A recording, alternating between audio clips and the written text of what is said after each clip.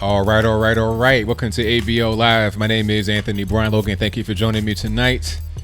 We got quite a few topics on deck for tonight's show. Thank y'all for joining. I definitely appreciate you. Thank you to all you guys who were in here on Saturday for the interview with myself and Dr. Shiva. That was a fantastic interview. Gonna do a lot more of those with a lot more guests. So if you have anybody that you have in mind for an interview, let me know. For emails, comments, whatever it is, I'll read it. But thank y'all for joining. We gotta talk about Candace Owens wrecking Jerry Nadler and Ted Lieu and the congressional hearing, which was fantastic. Also, the interview with Dr. Shiva. The backlash that Kim Foxx got in Chicago from the police, from a lot of different people who are saying that she should resign, and then her response talking about racism, all this, that, and the third. Chelsea Handler saying that she does have TDS, and also reparations. Did you see that debate I did on RT?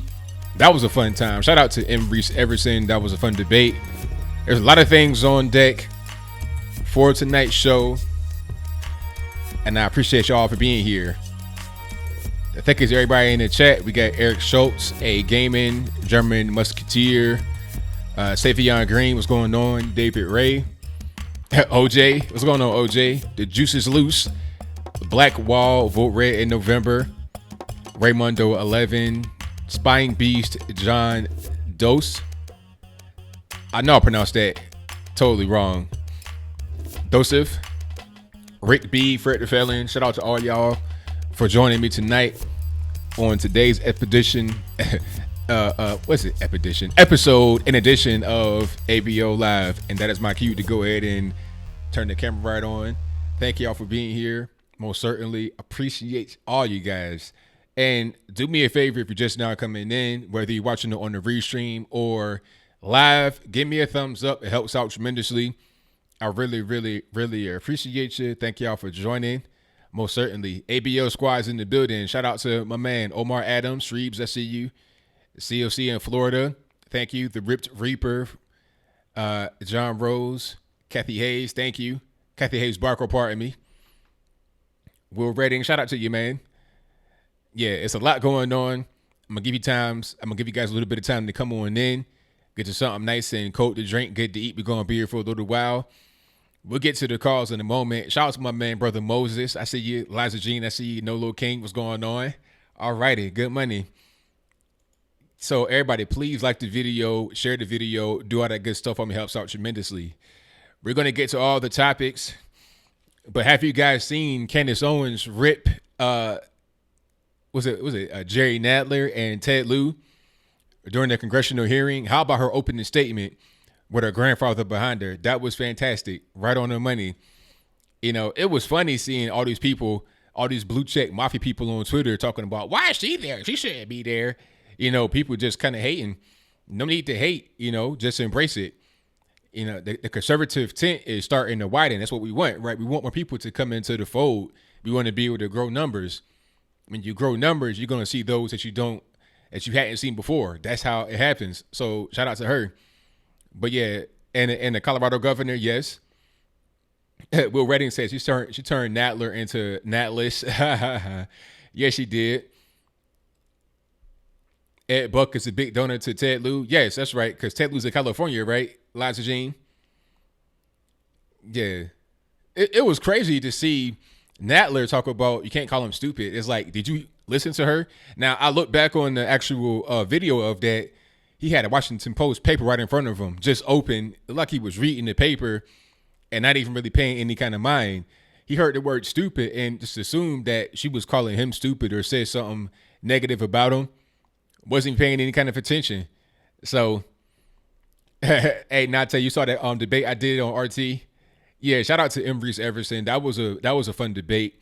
I enjoy debating. That's what I grew up doing. Imagine being the only child and you got a single parent household with your mother who was on a debate team. And then you got your father. When I go over with him, he was also a debater. So imagine trying to get something from one of them or trying to convince them of something. You got to be good at debating. So I've always been a debater. That's my natural habitat. So I really enjoy that. And, you know, I wanted both sides to be able to get their point of view out.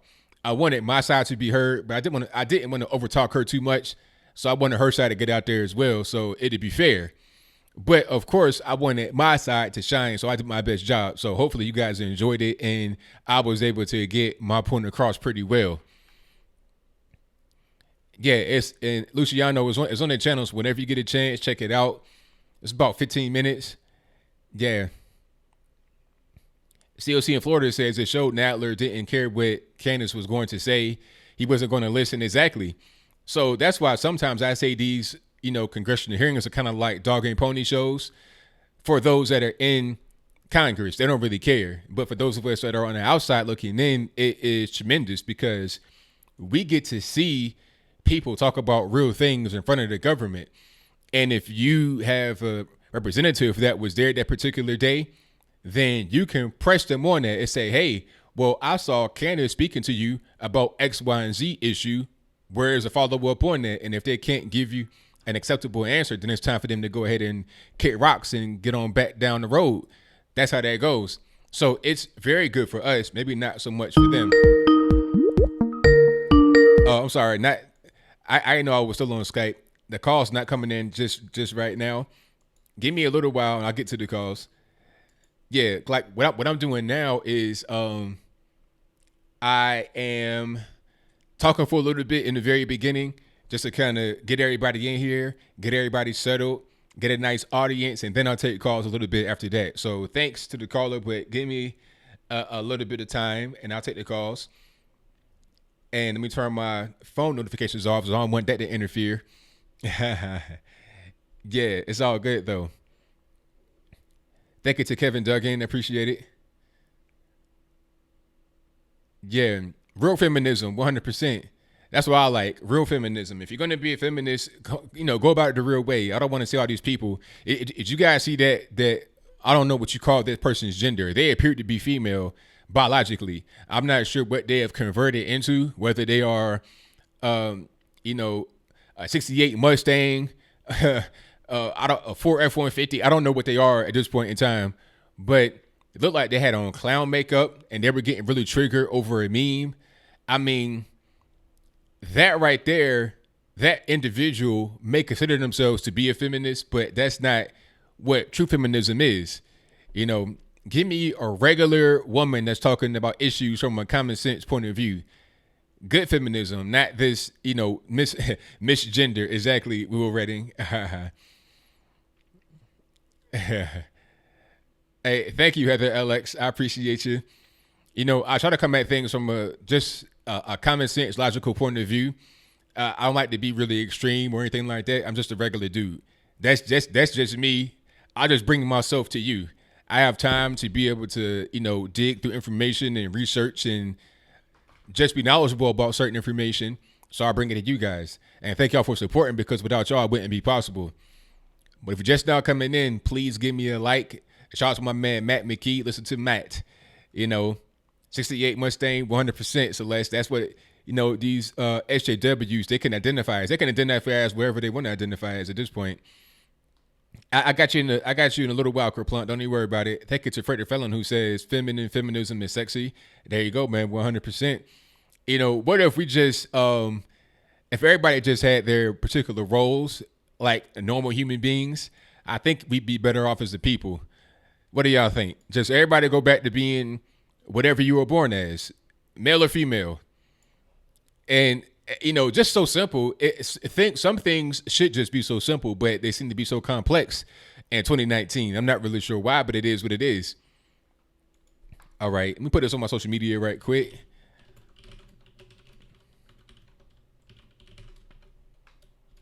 All right, thank y'all for being here.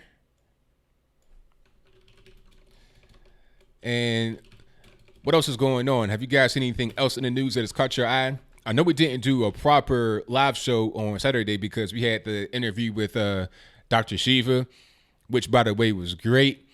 I mean, he made me look like a superstar. I didn't have to do much, really. All I had to do was just pretty much be there and just kind of guide the conversation the way it was supposed to go. But I didn't need to do much. That was really more about him just being a fantastic interview. So there was not a special a call-in show that particular day because we did the interview. But were you guys there for that, or did you see it on the restream? Let me, give me some feedback on that if you liked it. I was seeing some very good feedback during the actual interview, so I think it went over pretty well. Spying B said he was amazing, super smart, 100%. Thank you. Shout out to Fit Accountant. Nolo King says the asylum crisis is now affecting Canada. They aren't accepting anyone who was rejected by the U.S. Hey, that's funny. So this whole SJW narrative about Canada being so much more progressive and accepting ain't really true, huh? Justin Trudeau, he may, dress up in a different kind of costumes all over the world, but at the end of the day, he's still a human being that has a brain in his head and understands that you can't just accept whoever you want into the country. See, shout out to them. Moses says, first super chat, hey, Candace, if you're watching ABL, will Candace give you an interview sometime soon? Hey, we can maybe arrange that. She's super busy, but I'd love to either interview her or other way around. It'd probably be me interviewing her. Either way it goes, I'm definitely down for it. I can contact her and see if she wants to do something like that sometime, but she's super busy. Like, I've been around her quite a few times, and every time I've been around her, the schedule is hectic. She has to, catch flights, and she has really scheduled time like a celebrity. Like how, just anybody that you may see on television a lot, she's kind of like that. Yep. Now, there were a lot of questions that were asked of Shiva during the debate. I mean, not that debate, pardon me, the interview, one of which was, why did he run as an independent? And that's because, the Democrats and Republicans up there are pretty much in bed together, and they wanted to X him out, so he had no choice. They didn't even allow him on a debate stage. It was crazy. Demented Liquor said, I heard they're trying to do background checks on ammunition and want to tax it, calling it Jesse's Law. Now, I heard about that ammunition thing. I'm not sure about the background check. That's crazy. That's wild. But I did hear about certain restrictions in California as it relates to ammunition. I don't really know what's going on with that. But all it is just an end around trying to invoke gun control. That's it. It ain't nothing else to it. It's ridiculous. Kevin Duggan says, you get I Digress shout outs from YouTuber The Quartering. Shout out to The Quartering. Did he shout me out, or he just said the I Digress thing? Shout out to him. I know who that. He's a gaming YouTuber. I watched him before. PewDiePie is still doing good. PewDiePie has so many subs and so much attention on him. He's not going to be in a bad situation. Now, I saw that my man, what's my man, Hunter Avalone, I saw that his channel got deleted momentarily, talking about hate speech. I met him actually about 2 years ago in El Paso, ironically enough, right by the border. He's a cool dude, but that's crazy how you get your channel deleted. But I already know what that was. Probably just a flagging campaign from individuals talking about hate speech. And then he had to go through the proper channels, which means getting public attention and getting a lot of eyes on your case to get it overturned. That's pretty much what happened in my humble opinion. Thank you, Blu-ray Gerhardt. Hopefully I didn't butcher your name. Debating is in my blood. That's what I've been doing for my whole life. So that's my natural habitat. If I can debate all day long, I do it for a living for sure. Hey, that whole congressional hearing with Candace Owens was fantastic. It was great to see these people, these ivory tower people talk to regular individuals that will wreck them in a heartbeat. It's fantastic. See, they come on television with their suits on, the ties. Ain't nothing wrong with wearing a suit and tie, but the way they're presented is really glossy and kind of elitist from the validation they get from the mainstream media outlets. They're presented in such a glossy way, it appears like they're untouchable. But the reality is they're not. They're just regular, everyday people. So when they talk to regular, everyday people, like myself and others, and they get wrecked, it makes it that much more satisfying because they get brought back down to earth from where they were in the ivory tower in the sky. So shout out to Candace and shout out to everybody else for doing that. 100%. Yeah, it was crazy though. I mean, what she was saying, it was so well put, and so much of just logic and sense that it wasn't really registering with a lot of these people. I think Hank Johnson was there for some reason. I think his name is Hank Johnson. This is the guy that said Guam's going to tip over. I mean, you're dealing with guys like that in the federal government. Cold morons, okay? Don't let the bright lights fool you. You're not dealing with rocket scientists here. You're dealing with some window lickers. For real. Virginia joined the Cap and Trade Coalition. Hey, that ain't nothing but Ralph Northam. you know what that is. And it's funny how Ralph Northam is still in office. I mean, didn't this guy, wear a blackface and a Klan robe? Imagine if it was a conservative guy that did that with the blackface and the Klan robe. Would he still be allowed to be in office right now? I doubt it. I seriously doubt it. It wouldn't really be this whole, well, it was a past and let it go and we're trying to move forward and we're trying to heal. It wouldn't be this kumbaya type of experience. It would be, no, sir, you got to go back to wherever you came from. Go back to the eastern shore of Virginia. Go back to Tangier Island. Go back to fishing and crabbing or whatever you do in the Bay. Don't be in Richmond trying to run the state, trying to be in governance. You understand what I'm saying? It'd be a whole different ball of wax. He's allowed to stay there and there's no problem. And you also got an alleged rapist. I'm not saying he did do it, but I'm saying if he were a conservative, he'd get the Brett Kavanaugh treatment and more. Okay, and Brett Kavanaugh had evidence that says that he did not do what he was accused of doing, but yet he's still labeled a certain way by those who just don't like him. But this guy, Justin Fairfax, is still in office right now, and it's not really a big deal, apparently. And you had Ralph Northam's wife hand out raw cotton to black kids. I don't think that was racist necessarily, but I mean, you gotta think about things for a moment. It's like, okay, if you married to a person and they're a governor, you're talking about high profile, right? And they got caught with some blackface and KKK pictures in the yearbook, and he's facing accusations of racism, and they're telling him to resign. Maybe you should suspend the slave tour, the slave quarters tour, and maybe you shouldn't hand out raw cotton. But they're still all in office. It's no big deal. If it were a person on the on the right that did something like that, you would have a congressional hearing about that. They would have had them speak in front of Congress and have to plead their case as to why they should still be in office. That's how much the media controls the narrative. That's what it's really about. And it ain't so much about elected officials. It's more about the government leading the narrative. That's just what it is. Nadler. Shout out to Nadler. He's a nut. No hearing. Curls it is. No hearing. All right, they'd be out of there. It'd be a wrap. Let me see. Luciano says, where do I go to suggest news stories for you to cover? You can just send me an email. It's probably the best way. Or go to my social media. Links for that should be on the box. Just go to my website, matter of fact, because everything's right there. My social media, email, snail mail, all that's right there. So my website is in the box below the video. Just go to show more. You'll see my website right there. And the website is anthonyblogan.com. That is ANTHONY, the letter B, LOGAN. Hey, I should see Maxine's feet. I think I don't want to see her feet.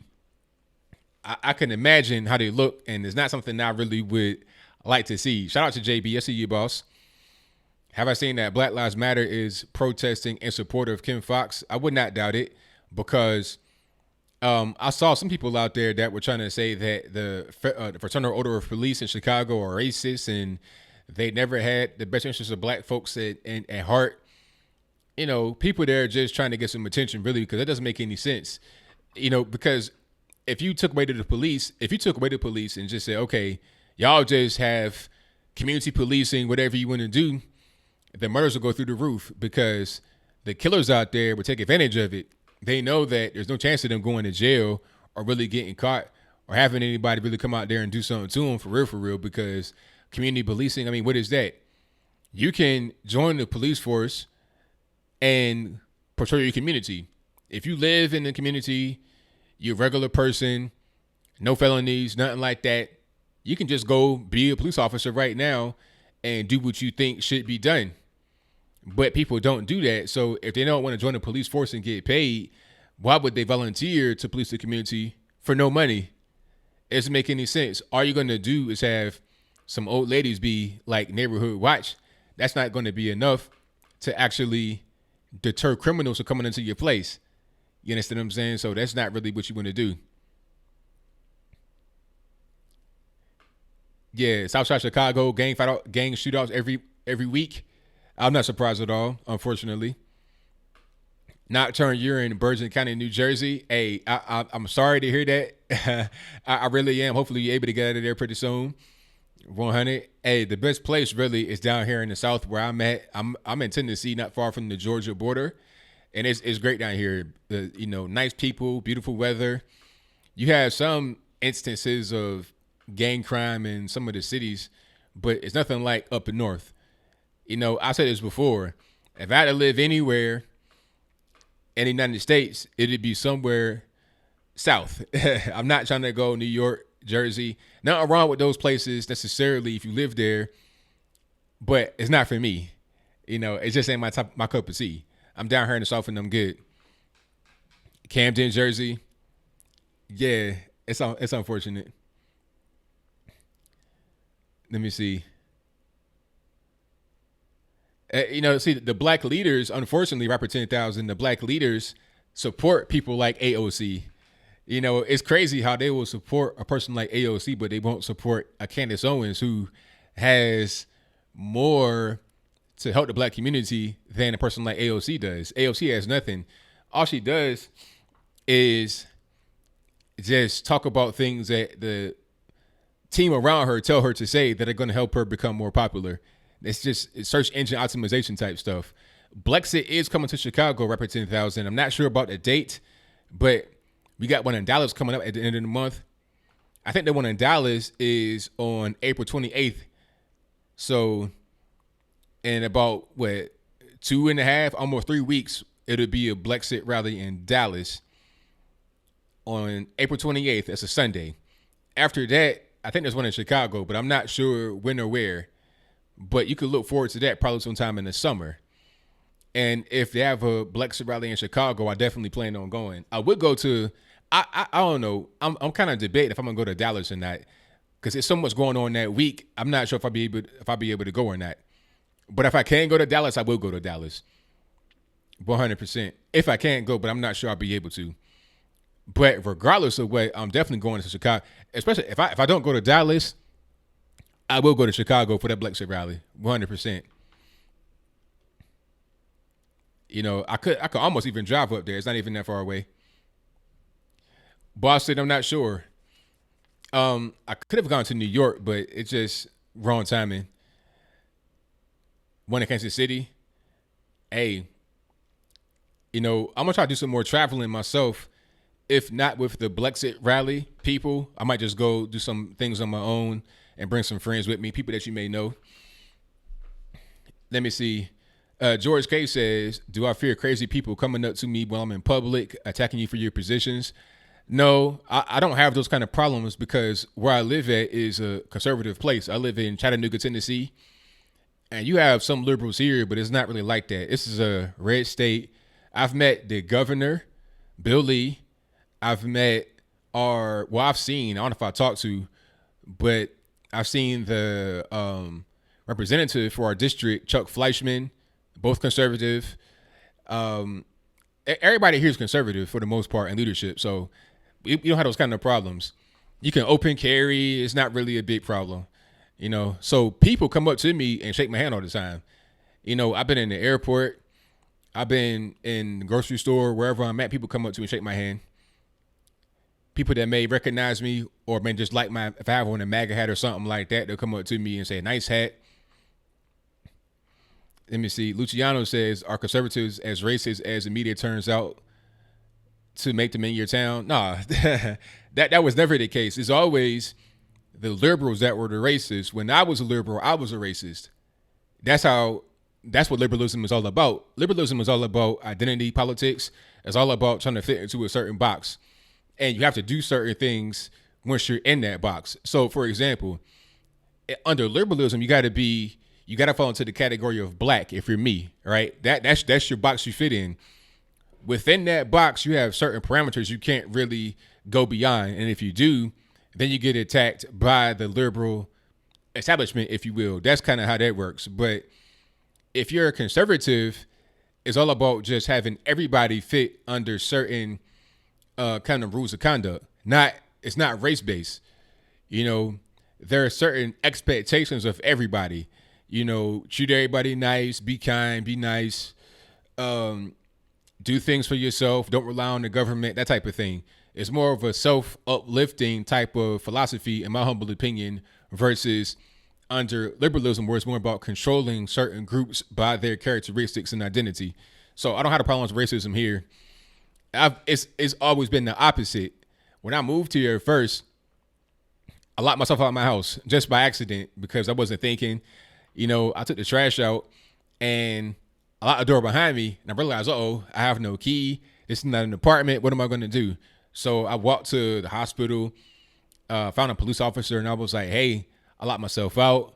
I don't have my phone on me. Who can I call? He gave me the locksmith number. I called a locksmith, and then he gave me a ride back to my house. It was just like, locksmith came, gave me a discount, and these are both two white dudes, randomly. And here I am in the street walking at night. It's like 12 midnight. And it was all good. No kind of third degree. Do you live here? Whose house is this? It was all love. So, I don't have those kind of problems. But when you're in a liberal place, a liberal area, you get a third degree. I was in New York for 10 minutes. It felt like probably about a half hour, really. I was in LaGuardia for the layover. And you guys may have seen that picture I took that kind of went viral a little bit, where I had on my MAGA hat and I was like, hey, these white liberals are giving me these crazy 1,000-mile stares, staring into my soul. I never had any kind of problems like that when I was, in Chattanooga or dealing with conservatives, not even when I was a liberal. When I was a liberal, I would debate conservatives because, I like debating. And I never had any kind of racist remarks thrown at me. It was always more about, educate yourself, read, those kind of things. It was snappy comments about learn how to read. It was never, oh, you're black, you can't do this. That's what the liberals do. You got to be ashamed of yourself. How dare you? You're a black male. What about your answer? That's what you get from liberals. On the other side, it's more about just pick up a book and read, which is what I did. It was good advice. Yeah, see, the thing about it, COC in Florida, I was a liberal because that's what I was a conservative socially all the time. That's how most black folks are raised. But I was liberal politically because I was not aware of things politically. So I try to rationalize certain things by just, I don't know, just kind of like mental gymnastics, if you will. But certain things I just wasn't really with. I was kind of more of a moderate that kind of got influenced by some of the black groups, Nation of Islam, stuff like that. But I was always kind of a moderate. It's a weird thing. But yeah, I changed for the better for 100%. Celeste, Tennessee is very nice. All the states down here. Tennessee, Georgia is nice. Beautiful places too. Go to Nashville. Nashville is really nice. Where I live in Chattanooga is nice. I've not been to Memphis yet, but I plan on going there soon. There's going to be a Brexit rally in Memphis too. I'm not really sure when, but it will be one, probably in the summertime. Probably before or after the Chicago one, but definitely after the Dallas one, which is on Sunday the 28th of this month, April 28th. Curls, it is. I'm right there with you. That's when I voted Republican for the first time. Before that, I did vote for Obama. And the only reason why I voted for Obama is because he was a black Democrat. I had no idea about his policies. I didn't know anything. I was like 23 or 24 when I voted for him. I was 24 because I was 08. I was 24. I just turned 24. I turned 35 in September of this year. I was 24 at the time. As Atkinson, if you're from Memphis, a lot of liberals, a lot of Democrats there. Yeah, it's the same kind of here, but it's not as many as other states, in my opinion. It's not like New York or Los Angeles because you're in the South at the end of the day. That's just kind of what that is. Yeah, Trump is a movement. The whole thing about Trump, the whole MAGA movement, if you want to call it that, is much bigger than Trump. It's gone way beyond Trump. So some people are saying, hey, when Trump is done with his presidency, when he has to complete his presidency, when it's over with, will he still will the movement still carry on? And the answer is yes, because Trump is much bigger. The movement is bigger than Trump, I should say. You got young people, they're coming into politics, they're starting their own things, they're running for office. It'll live far beyond him. You know, there's going to be some breakout people that come from this movement, that get into politics. They're going to be the next presidents. They're going to be the next senators, mayors, governors, et cetera, so on and so forth. It's going to be a whole movement that really kind of revolutionizes the nation. Hopefully we don't stay right where we are. Thank you, BG, for the comment. I'm glad you are enjoying it. And if anybody has been watching that's not subscribed, please subscribe and give me a thumbs up as well. I'd really appreciate it. Also, share the video on social media, email, snail mail, whatever you can do. I'd appreciate it. I do have a Bitcoin donation address, but I'm not really sure what it is. I think one of my mods know what it is, but I can't get it to you right now. But when I can find it, matter of fact, how about this?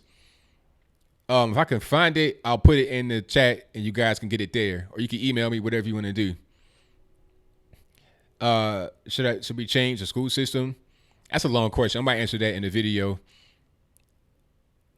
Yeah, Nocturne, the goal is to get like 300K by the end of this year. I think that's doable. Or probably like by the beginning of fall, 300K.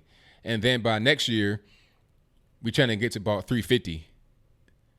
Like this time next year, I want to get like 350, or early next year, like 350. Yeah, shout out to East Tennessee, 100%, all day long. Let me see. All right, you guys, I'm going to go ahead and turn the phone lines on. You guys know the drill. The number to call is 434-658-1220. And I'm going to turn the desktop audio off for a moment so you don't hear the do, because it kind of burned me out. I can't turn it off permanently for some reason. I'm not really sure why, Windows. Why can't I do basic things like turn the volume off from my program permanently? I can't even turn it off. I got to turn it off from the desktop. I can't even turn it off from the program. It's weird. But thank you all for joining. Hopefully you guys enjoyed that debate I did on RT. And you're going to see more of those. The debate I did on RT. And also you're going to see more interviews. And if you have anybody that I should interview, any suggestions for that, you guys let me know. And I will be sure to take heed. 915, you're on the line. Who am I speaking to? Hey, what's up, Anthony? It's Gabe from El Paso. What's going on, Gabe? Hey, nothing much, man. Long time since I holler at you, man. Yeah, Good man. chatting again with you. Oh, no doubt, man. Everything's good over there. Yes, sir. Hey, so I just wanted to share a quick story. You mentioned about getting locked out of your house, and then the cops helped you out. Yeah. Yeah, so I remember it's funny because I was at a youth leadership conference when I was a JROTC cadet back in high school. I lived in Savannah, but I went to Charleston, to the USS Yorktown. Long story short, I was out of town. My mom picked me up. We broke down actually in a black neighborhood.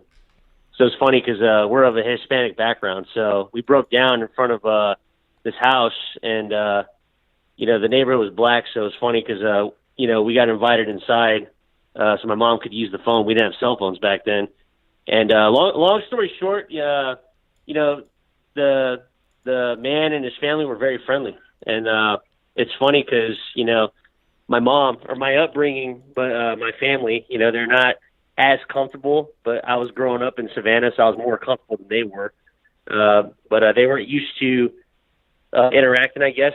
So it's funny because my mom was anxious, but I felt like I was at home almost because, a lot of my friends are black, so I thought that was funny.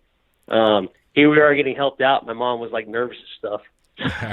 but no, like, I think my mom learned a lesson, so that's a good news story. Like, don't get all jumpy. We're all, good. Here this guy and his family is, being hospitable, allowing us in. So, just give it a minute, and then, we're all Americans. We're all good neighbors and stuff. 100%. That's the way it should be, and that's what I've pretty much experienced in the South. Everybody's super friendly, super nice. I mean, it don't matter where you go. Like it's a real thing down here in the South. Hospitality is real down here. So absolutely, 100%. Southern hospitality. Yeah. Yeah. And then one last statement on the way out is I think it's funny. Candace Owens is black. Stephen Miller is Jewish, and they're coming under fire from the left as being white nationalists. So here you have two demographics that are heavily targeted by white supremacists being accused of white nationalism, yet they're under attack by the same people that believe in more than two genders. It's crazy. It's like, come on, like these people obviously are not white. You calling them white nationalists, white supremacists, and then you're thinking that there's more than two genders. I mean, we going against basic things, biology, XXXY. I mean, they totally live in a whole different kind of world, fantasy land for sure. Yes, sir. But hey, it's all I got, man. Great talking to you again. Appreciate your time. And here's the 2019. Big ups to all our haters, man. No doubt, man. Thank you for the call. Definitely appreciate you. All right, take care. Have a good one. Bye. All right. Shout out to my man Gabe from El Paso. All right. El Paso, Texas is a beautiful place too. You know, really nice people out there as well. So shout out to El Paso. And hopefully we can get that wall even bigger and better out there. I seen the wall. They got a wall down there. Hopefully they can just extend and make it better. All righty. Let's go to my next call here. 269, you're on the line. Who am I speaking to? Hello, this is Kurt Plunk. Kurt Plunk, what's going on with you, boss? What's going on? Can you hear me okay? I got a new set of headphones here. I don't know if this is the first time using them. I hear you just fine, man. All right. I got a lot to unload here, AOC. No. That's not me. I apologize for that. I got my trusty chalkboard out here, and I got a lot on it. So well, I can't do too much now. So you got to give me, the heavy hitters. That's why I wanted to call early. The heavy hitters. Okay, I'm gonna erase the Kuru. Okay, let's start with Maxine's feet. You're talking about Maxine Waters, right? Yeah, somebody said that in the chat. I'm not sure what that's about. Yeah, I'm sure she has talons. All right, I'll erase that. Probably looks like she's ready to pick a fish up out of the river. Okay. All right. So, hey, if you're coming to Chicago anytime, so you got my phone number right there in front of you, right? Yes, I do. You give me a holler. I know the safe neighborhoods and where to eat, man. I'm from there. All righty. Good money.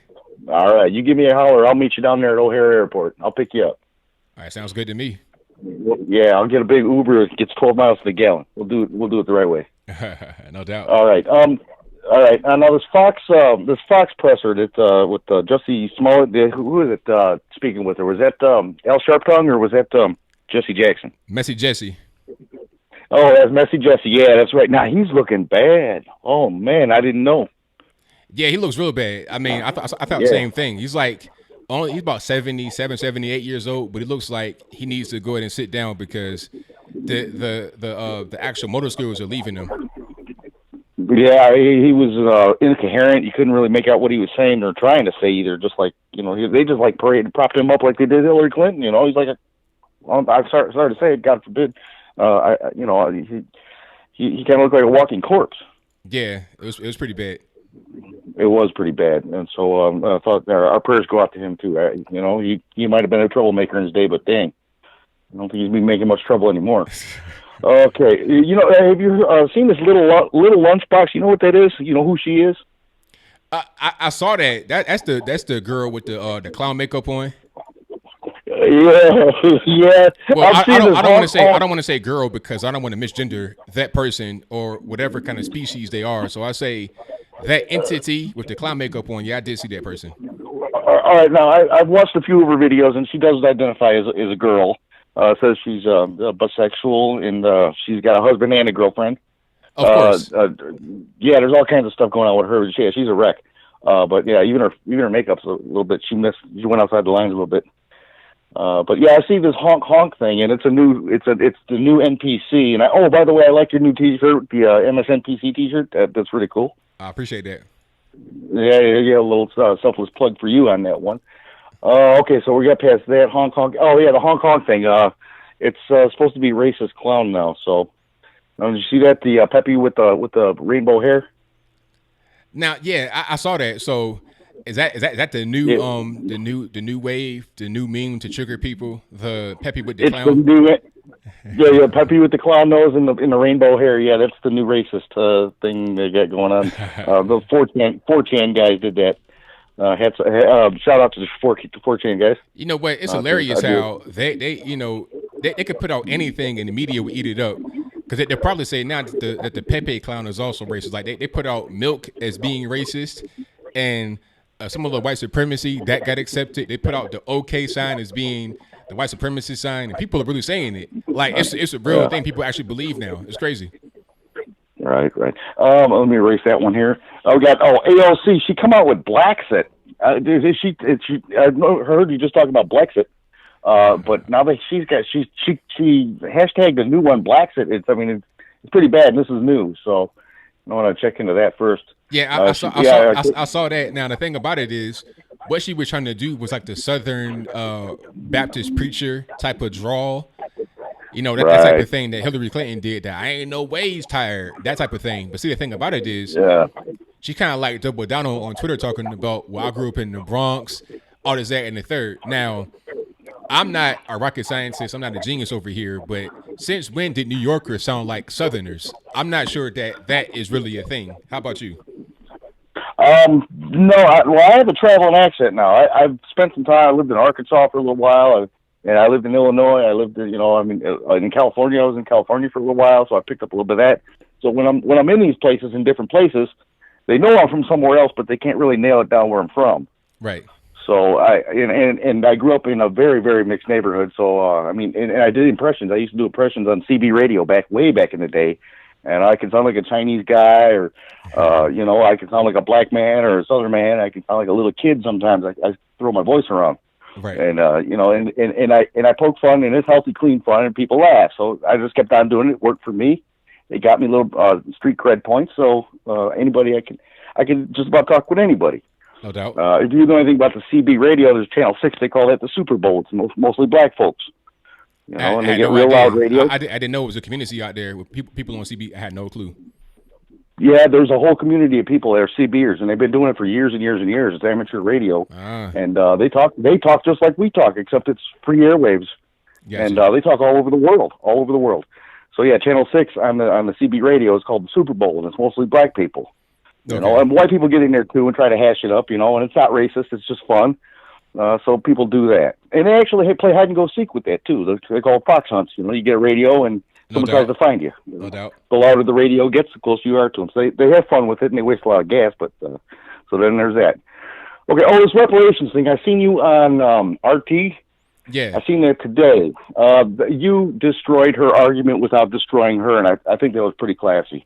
Yeah, that's how I do, because I'm not really trying to make it be about, oh, you just wrecked her. It's not about that. I'm trying to wreck the argument. So she might get wrecked as collateral damage, but I'm not really trying to attack her. I'm trying to attack the argument. So that's always my goal in the debates. The line that stuck out the hardest was when you said they call it the slave trade, not the slave kidnapping, and she smiled. She did smile. You got it. you got it. Get up. She didn't get mad. She smiled. So I thought that was real. It was real healthy back and forth with you guys on that one. Right. I'm running out of stuff. This Candace Owens, this argument she had in front of Congress, the guy pulled a little snippet out, and he took a little tiny section of what she said and twisted it into this whole story about how she's racist now. I mean, it's like, no, wait, I was in another country. Right. She wasn't even in the United States. Yeah, that was crazy. Like, it was, you got to put context to things. It's easy to take somebody to context and then say, hey, see, look at this. This person shouldn't be here. They're unqualified. But that's just typical, politicians trying to lie and make up things, make themselves look better. Yeah, and absolutely. Going back to this one on the RT, you talked about reparations. The lady's argument was that people were owed, all black people were owed $1 million for reparations, and you had a healthy argument about if they were alive back then, and you could there's people that immigrated here from Africa, even as far as today, that because their skin is dark, they're owed money, and they don't know that over the last 150 years, millions of people have come over here from Africa. Right. I mean, all over the world. So it's like, I mean, who's paying what? I mean, the thing about it is, if they were to be paid, it should have been paid right when slavery ended, which is when they're normally paid. Right after a certain event happens, then you decide, okay, are we going to pay some kind of damages or what? It happens right after the event, not 100 years later. That's not how it goes. Right, there's some kind of statute of limitations on all that, and it'll be hashed out in the Supreme Court. But you're like you said, that's just candy. It's debate for the Democrats to get attention of people. Say, oh yeah, I'd like some free money. No doubt. So man. It's just bait. There's a bell curve of intelligence and income. There's bell curves, and most of the people fit in the middle of that bell. And if you wipe the board clean, like I'm doing right now, wiping everything off the board. And you make it a flat line. Eventually, somebody is going to get the money from one hand, and the bell is going to start reforming again. It's not rocket science. No doubt, 100%. So, yeah, and it goes for intelligence too. If you make everybody as smart as everybody else, and if you think money relates to intelligence, then you're sadly mistaken for one. But if you flatten the line out and make everybody, eventually someone's going to get an idea. Exactly. That's how it normally goes, man. But the phone lines are jumping, man. So I gotta get to a few more calls. All right. I'll tell you what. I'm pointing, and I am wearing clothing this time. I'm wearing short shorts. So. All right, man. Good for you. Thank you for the call, man. Definitely appreciate you. You bet. Much love. Hey, get a hold of me if you come to Chicago. All right, man. Got you. Boss. Everybody, click them likes, smash the likes, and smash the shares. Get this on social media. This stuff is important. We got to get this message out, even to cringy Democrats. Bye. All right, now take care. Peace. All right, Kerplunk in the house. Shout out to my man Kerplunk. And shout out to High Impact Flicks, man. I see you. Thank you for the compliment, man. Yeah, I try to keep the debate nice and clean, straight to the point, attack the substance of the debate rather than the individual. That's how I do my thing. So I'm glad you're able to appreciate that approach. And thank you to the Super Chatters right quick before I get to the next call. Who do we have? We have SOBC, who says, I went and raised my dog in New York. It's trash, especially New York City. Wow. That's pretty harsh, man, but it is what it is, man. Thank you for the donation. Definitely appreciate you. Melvin Wilson says, love your work, man. Keep it up. Well, thank you, man. I will do. And thank you for your donation. Sean Mayer says, what's up, ABL? AOC and her authentic accent said that you should be okay serving your neighbors their food and driving the bus around. Are you thinking about taking her advice, maybe switching careers? Keep up the good work. Yeah, I noticed that part about, don't be, ain't nothing wrong with that, handing out. Yeah, that was pretty weird. But hey, the audience was loving it. All this gone, girl. All that kind of stuff was going on. I was like, nah, that's not really the wave. Thank you to Sabat Haddad, who says, this is for you being an awesome guy. I watched your debate with Reese Everson. You use logic and fact to prove your point. Too bad she wasn't willing to listen to reason. Hey, thank you for that. Definitely appreciate you. I try to get the point across, even if she doesn't necessarily pick up on it. People that are watching can pick up on it. People that may be kind of on the fence, not really know which way to go, they're able to pick up on it. I think it's a Don Yarley for the donation. Definitely appreciate you. Hope I did not butcher your name. But let me get to the next call. And the number to call is 434-658-1220. Is always right there in the ticker as it progresses and also in the description box below. 503 in the line. I'm speaking to. Hey, Bill. This is Steven, man. How are you? Everything's good, man. How about yourself? Good, man. Hey, I wanted to give you a quick shout out. I just started a channel like 6 months ago because I stumbled on your channel, and I just was loving your content, and so it's a real honor to talk to you. I appreciate it. Oh, no problem, man. Thank you for calling. Hey, I wanted to get your quick thoughts on something here. When you hear all the left just reaching out like with reparations and giving illegal immigrants voting rights and just the laundry list, but especially with the reparations thing, to me it just feels like it's almost a soft form of, and I don't know how to put it or how to even think about it, but it just feels like it's almost a soft form of like reverse racism. Like they're tiptoeing around on these eggshells. Oh, we're so sorry that you went, the African Americans went through this and that we did this to you in the past. And, look at us. We just care so much about you. Do you know what I mean? Well, I mean, it could be that, but I think it's more about just a campaign promise to try and get some attention. because when you got like 1,000 Democrats trying to become the president at once, how are you going to stand out? I mean, you got to have maybe name recognition. Maybe somebody else has name recognition to co-sign you. Just like with Beto O'Rourke, when he was trying to become senator in Texas to defeat Ted Cruz, you had people like LeBron James, Beyonce, and whatnot wearing his merchandise on Instagram. That helped him out a lot. So if you don't have that, what else can you do?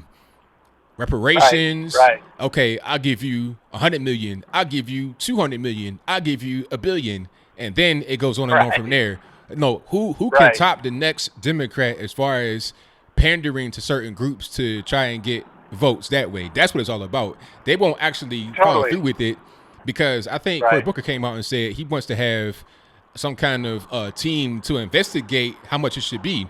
That means we're going to look into it, but we're not promising no actual money. You see what I'm saying? That's kind of how they're playing these games. Totally, but I mean, it just seems like they would see through that. Like this group, pick whatever group you want, the African American group, the black vote, the Hispanic. Can they not see through that level of fake pandering to them, where it's just them? It's just fake. They don't really care about the person. They're just, like you're saying, trying to buy the vote. I mean, how do they not see through that? Well, some of us do, but a lot of us, as regular people, probably don't even really follow politics like that. We're not even really in tune. So we really, it's just not really clicking, because most people, like I saw a stat that said that if you make $30,000 a year or less, only 20% to 30% of those people actually vote. So most people that are just kind of regular normies, that's not really that high up on they're not even really thinking about this kind of stuff like I'm thinking about it. I'm immersed in it, so I know these people and how they behave, but the regular person don't. The average guy or girl does not really know that. Yeah. Well, hey, I won't type the line much longer, but I wanted to know if you would check out my channel. It's SJG Perspective, and I just put up a few parody songs. I did one on immigration to Ice Ice Baby. It's pretty funny, and I think you'll laugh. You'll really like it.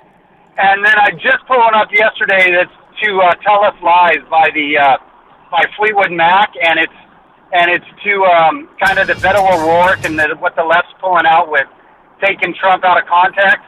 I was hoping you would maybe check them out, and if you like them, maybe give me a plug or something.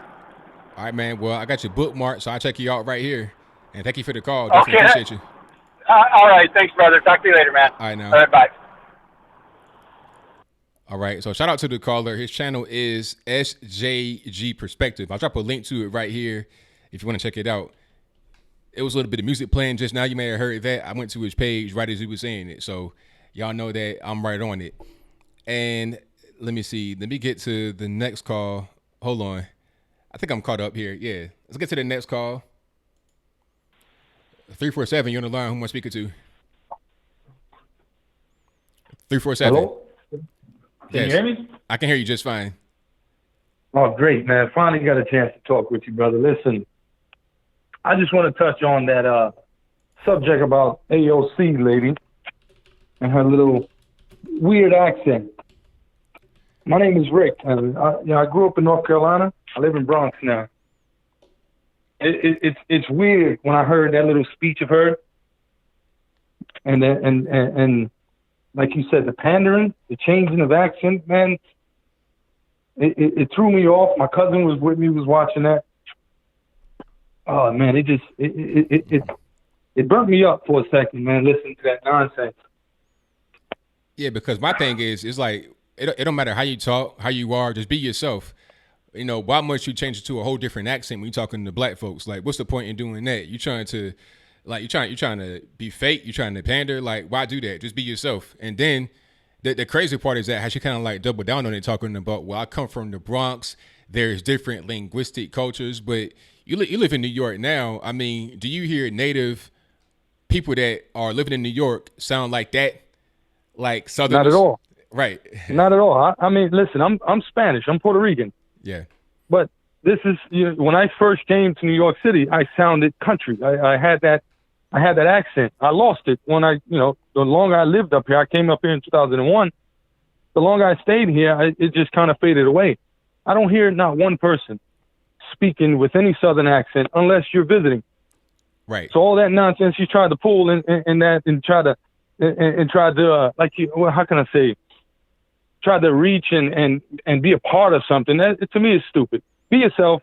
Talk like you always talk. We see how you talk on your little live streams, and whenever you do, your talks on stage, just be that person. You want respect, be you. Be yourself. Don't try to change all that nonsense. It just, you lose a lot of respect. And I lost a lot of respect for that lady a long time ago. 100%. That's kind of the reason why I like Trump, is because he's the same regardless of where he's at. People can love it or hate it, but nobody can say, oh, Trump had a different voice here. He was trying to pander to some people over here. He's always the same person.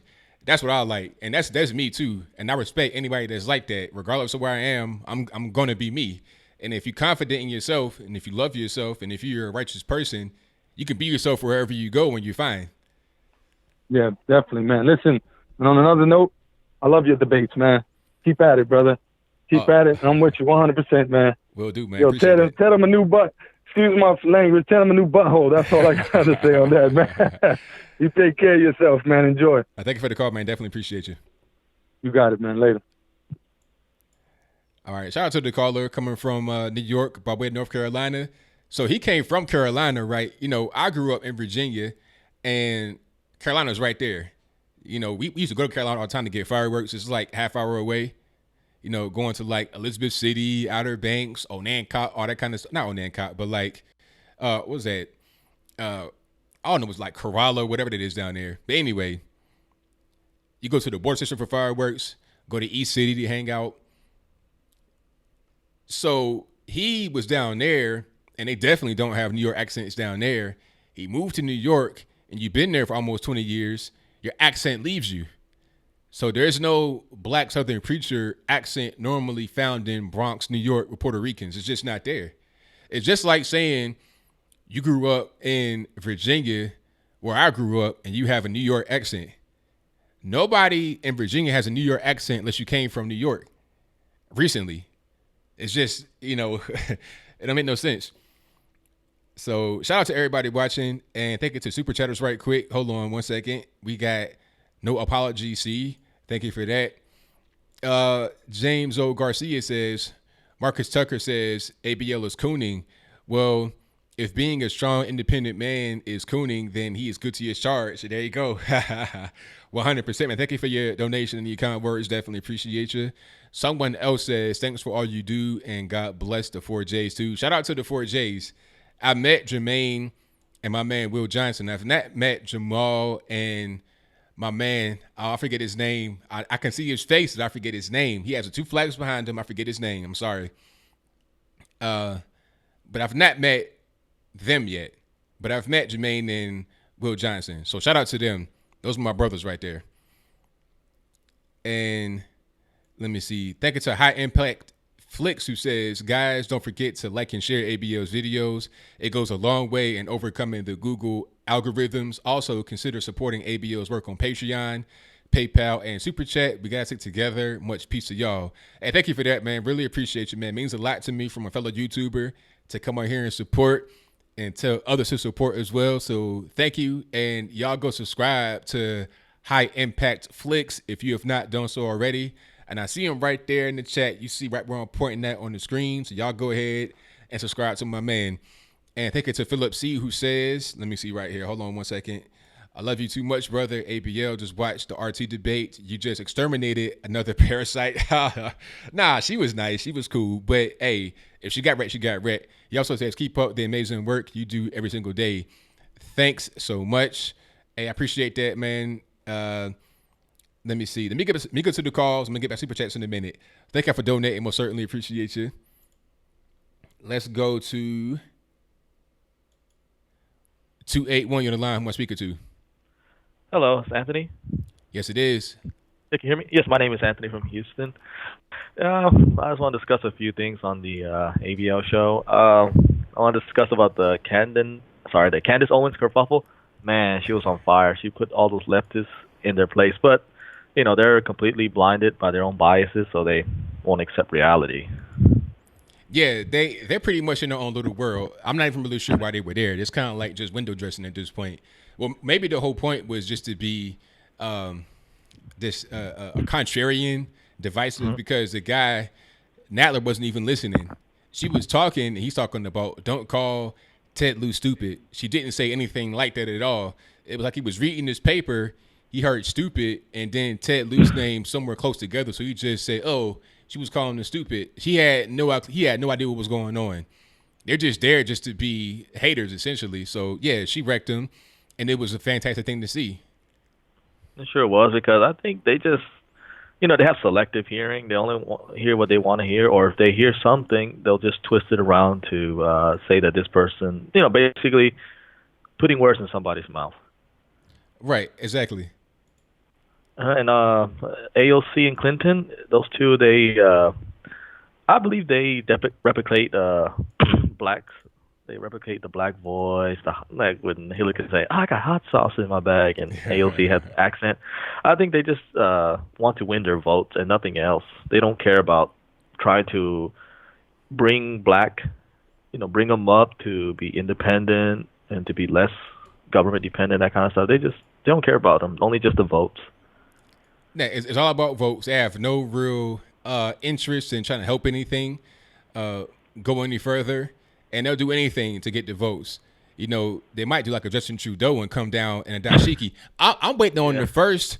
I'm waiting on the first Democrat or white person on the left to come out in a dashiki, just like come to the Juneteenth festival and have on full dashiki. I'm waiting on it.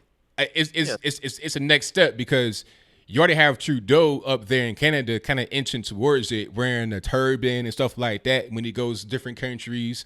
So the next thing is, okay, I'm going to put on some kente cloth or a flat hat with no brim on it, and then some kente cloth on top of that. I'm one of you now. I'm an African American. That's going to be the next step. Yeah, it's all about identity, not about qualities or qualifications. Just identity first, qualifications maybe 100 all the way to the bottom. Right. And the reparations thing, it's all facetious, because I think it's too late to make any, and I also think if there's any reparations made, it's in the form of affirmative action, hiring quotas, and government jobs for African Americans. I think that's the best reparations that we have done so far. I mean, and the thing about it is, any of these programs that this free money coming out, it doesn't help really. All it does is just make people dependent, because then it's all about what can I do to get these programs, and people kind of like reduce themselves and put a cap on their potential, because you can't make a certain amount of money, and it's a trap. So like I was saying in the debate, it's not going to help what we have going on right now. Ever since the Great Society and the welfare state, the black community has declined, and you can prove it in many different metrics: incarceration, education, the wealth gap. All of that has become worse under this new system. So if you have one more check from the government, that's not going to help anything. It's just going to make it worse, if anything. That's true. And also, like the Japanese, I always told my mom that, hey, the Japanese, they've been abused by the Chinese. They were abused by the Japanese during World War II. They had their land raided and horrible things, and they have not begged from Japan for reparations. They never do that. Nah, I mean, it's not going to help them, because it's just it doesn't make any sense. This whole thing really is not even a real discussion, honestly, because it was never a discussion under Barack Obama, which it should have been, because this whole idea of reparations is not new. Johnny Cochran was trying to study that before he died, and so this ain't nothing new. But it was never a discussion under Obama. Matter of fact, I heard that he wasn't even for it when he got asked in 2016. But now all of a sudden it's a discussion, because people trying to run for president are talking about it. It's a way for them to stand out. They can come out and say, yes, I stand for that, and I stand for non-gender conforming bathrooms. I stand for the Green New Deal, all these crazy things to make themselves appear to be more liberal and more quote unquote progressive than the next person. That's true. Yeah, sorry, I was interrupted. Also, last thing before I end the call. So what made you move to Chattanooga? Well, I got my lady out here, and then also that's good. Yeah, and that's the main reason, of course. But also, Virginia, I like Virginia, but it was time for me to go. That's good. Okay, yeah, that's good. I'm happy for you. Yeah, that's it. And I just want to say thank you for taking my call, and have a good one. Thank you for the call, man. Definitely appreciate you. Bye-bye. All right. Shout out to the caller, 100%, 1,000. All righty. Let me get to the phone lines are blowing up, so I'm going to try to get to the calls as soon as I can. We got super chats. And let me see. All right. Hold on. Thank you to Dwayne Willis, who says, great work, high impact flicks sent me here. Thank you to my man, High Impact Flicks, for the shout out. Most certainly appreciate it. Valerie Rogers says AOC is a phony and everyone knows it. 1,000. But it's crazy how popular she is, and the popularity is kind of hijacking the left. I like it personally. People are saying, are you talking about it too much? I made a lot of videos about Hillary Clinton, and you see what happened with that. Got that fantastic butt whipping, but let me get to the next call. I like it. Nolo King, what's going on? Hey, good evening. How are you? Everything's great, man. Can't complain. Yeah, I just want to talk briefly about this whole identity politics thing, especially because it's turning on Justin Trudeau. You know how Justin Trudeau, he was known as being really cultural and feminist. So he fired two really powerful women in his cabinet, and they had this whole thing where they had these little girls and all these women turn their back on him, as to say, he's not really a feminist and he has no, you know what I mean? Like, it's so crazy. Instead of just focusing on the issue, because the whole reason he got rid of them was because of corruption. So instead of just focusing on, okay, this is not right, it's not corrupt, they keep pushing this narrative of, you're against the women and all this. And now you can even see with the media, they're starting to talk about, like I mentioned in the chat, the immigration. Yeah. This has been going on for a really long time, but now all of a sudden it feels like the media is just turning its back on him. He's no longer a proud feminist now. Wow, so Trudeau is no longer the proud feminist guy, like this guy who puts on different costumes, who does whatever he can to appeal to them. He's no longer their guy, really? Yeah, it's because he wanted to drop a case against a big company because they were involved with bribery. And there were these two women that didn't want to be a part of that. So he, they brought it up to everybody, and then he decided to let them go. And now instead of people focusing on this is corruption, they're saying, oh, he's doing it because he's not a true feminist. He's getting rid of women in his cabinet. He can't handle powerful women. It's insane. Wow, that's crazy. But hey, you know what? At the same time that he's kind of like being unpersoned, it's the culture that he created or helped to create. Yeah. He entertained it. He didn't really do anything to counteract it. So hey, sometimes the monster you create turns on you and attacks you. Yeah, it's the same with this Foxx woman insinuating that people are upset at her because she's a black woman. Because where I work, I have to take some shifts where I'm supervising people and watching customers. Sometimes I kick out some customers because we have locations in some rough neighborhoods, and every single time I kick out a black person, it's always, it's because I'm black. How can you do this? I'm your brother. I'm your sister. And it's like, no, man, don't cut your nails here. Don't be putting your feet here. Don't be yelling at people. That's why I'm kicking you out. I'm just so tired. People can't take accountability. Just, behave like a civil person and stop using your race, your gender as an excuse. That's right. That's right. I mean, the whole thing not kind of gets tiring. This whole, my brother. It's like, nah, I don't know you, sir. You need to exit right now. Get on up out of here. This whole thing, just be accountable for whatever you do. It doesn't matter what color you are, where you come from. Just be a human being. Be a real person. Because I grew up in Zimbabwe. I was born 10 years after the country got its independence. I had never heard about any of this white supremacy.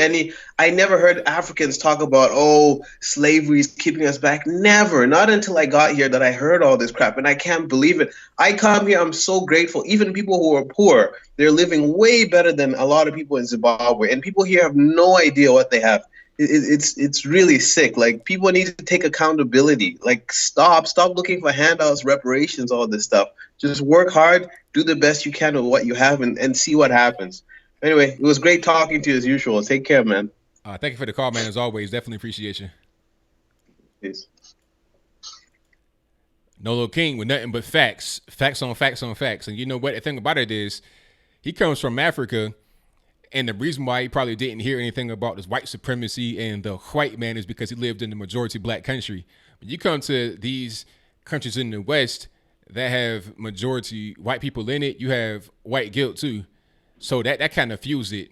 You have people that are the minority upset with the majority, so then they're going to say things about the white man and white supremacy. And then you have the majority, some of whom feel guilty, they're going to feed into it. And then somehow it gets into your education system. It's allowed to be there in some of these liberal places. And it just kind of, it's like a virus that spreads, like a plague. And here we are. You have your Trudeaus that are born as a result of that. He fosters a culture that in turn almost brings him totally down. It's a self-destructive thing. It was hilarious to see, what's the girl's name on Bill Maher? Chelsea Handler, talking about how, she was smoking weed and getting drunk because of Donald Trump coming in the office and talking to a therapist, is that and the third. Bill Maher is like, hey, ain't no sense in just the self-flatulation. Why do that? Well, she's like, well, I disagree. It could be good. Because he's like, that's not going to help minorities, just beating yourself up. But she's like, nah, that's not really it. I think it does. Beat yourself up because you're privileged. See, that kind of mentality, it feeds on people that want to hate her. She allows them to hate her. It's crazy, but that's kind of how it is over here in the West. But regardless of that, I think this is still the best country on planet Earth. So shout out to the good old US of A. But let me get to my next call. If I can here, y'all hold on one good second. 813 on the line, who am I speaking to? Hey, ABL, it's Tony Patriot. I'm in your chat a lot. All righty, what's going on? Hey, how's it going, man? Hey, were you able to watch the Trump roundtable? No, I didn't see that. Agent? No. No? Okay. I just wanted to talk about that real quick, if you don't mind. Oh, go for it. So they pretty much had every Border Patrol leader from all the different sections spanning from Texas to California. And every single one of them had basically the same message, and it was, we're worn thin, we don't have the manpower, we don't have the money, we need the wall, and extremely on board with that, yes, every one of them said, yes, Mr. Trump, President Trump, this is an emergency, regardless of what the mainstream media say. Some are getting help from military, which was really helping them out a lot, because then they could, take the extra manpower from the military. They would have the military doing something, so then their Border Patrol agents could actually patrol the border.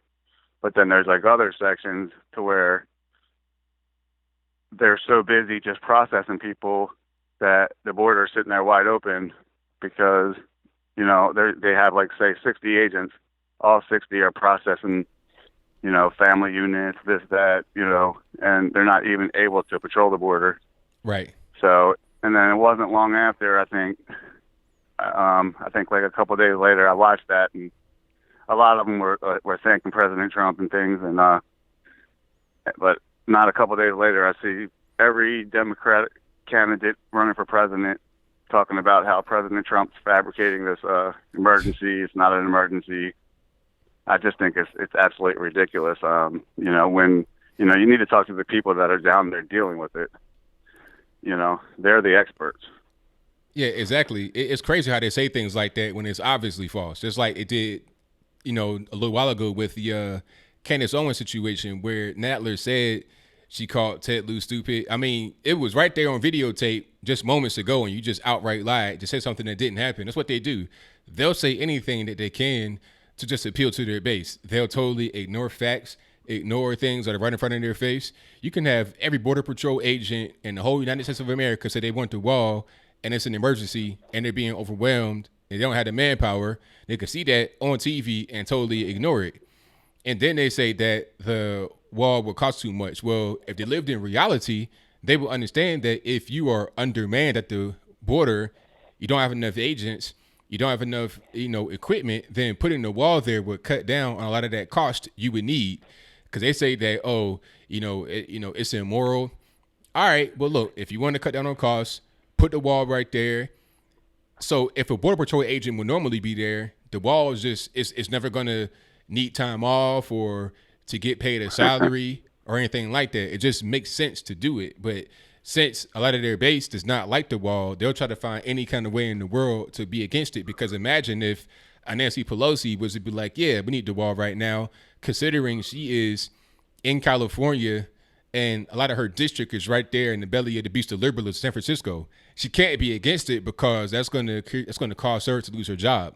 So it's all about just trying to have job security. It's not really about the security of the nation, which is really a shame.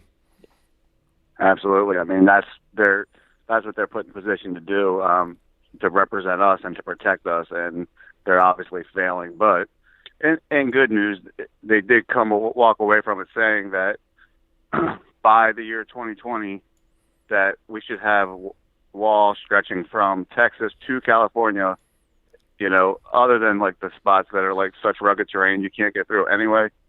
But they say by 2020 that it should be complete.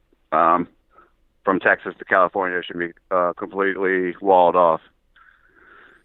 Yeah, but I don't doubt it, because there's already plenty of wall right there at the border already. That's one thing that the Democrats failed to mention. They're trying to frame it as if there's no border wall, there's no barriers, there's no fences, there's nothing. That's not true. There's plenty of wall down there right now.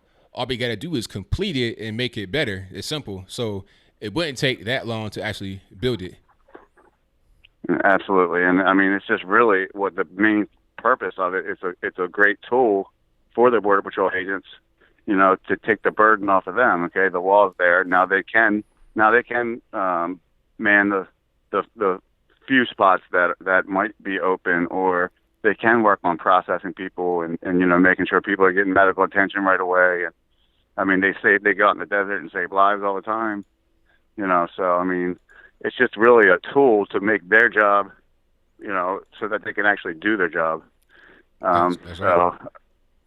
But I mean, it was really good. So I just wanted to bring that up. If anybody didn't see it, I think it was on Fox News. You might be able to still go on YouTube and check it out. But I mean, really, that's all I had to say. Well, thank you for the call, man. Definitely appreciate you. Do you mind just giving me a shout out real quick? Because I have my own channel. All right, go for Patriot. it. Say that one more time for me. It's Tony Patriot, Tony space Patriot, and I'm young. I'm new, but I'm not young. I'm new, but I'm growing. So I've gotten like 100 and some subscribers the past month. All right, so yeah, I'm gonna go ahead and link you here in the chat, Tony Patriot. I see you right here. All right, so I got you right here in the chat, man, and I thank you for the call and your support. Right. Hey, man, I appreciate it. Keep doing your thing, man. I'm keep watching. All right, man, appreciate you. All right, peace out, man. All right. Thank you to Tony Patriot for the call, and his channel is in the description box. Pardon me, in the chat box right over here, right over my shoulder. Tony Patriot. So check him out.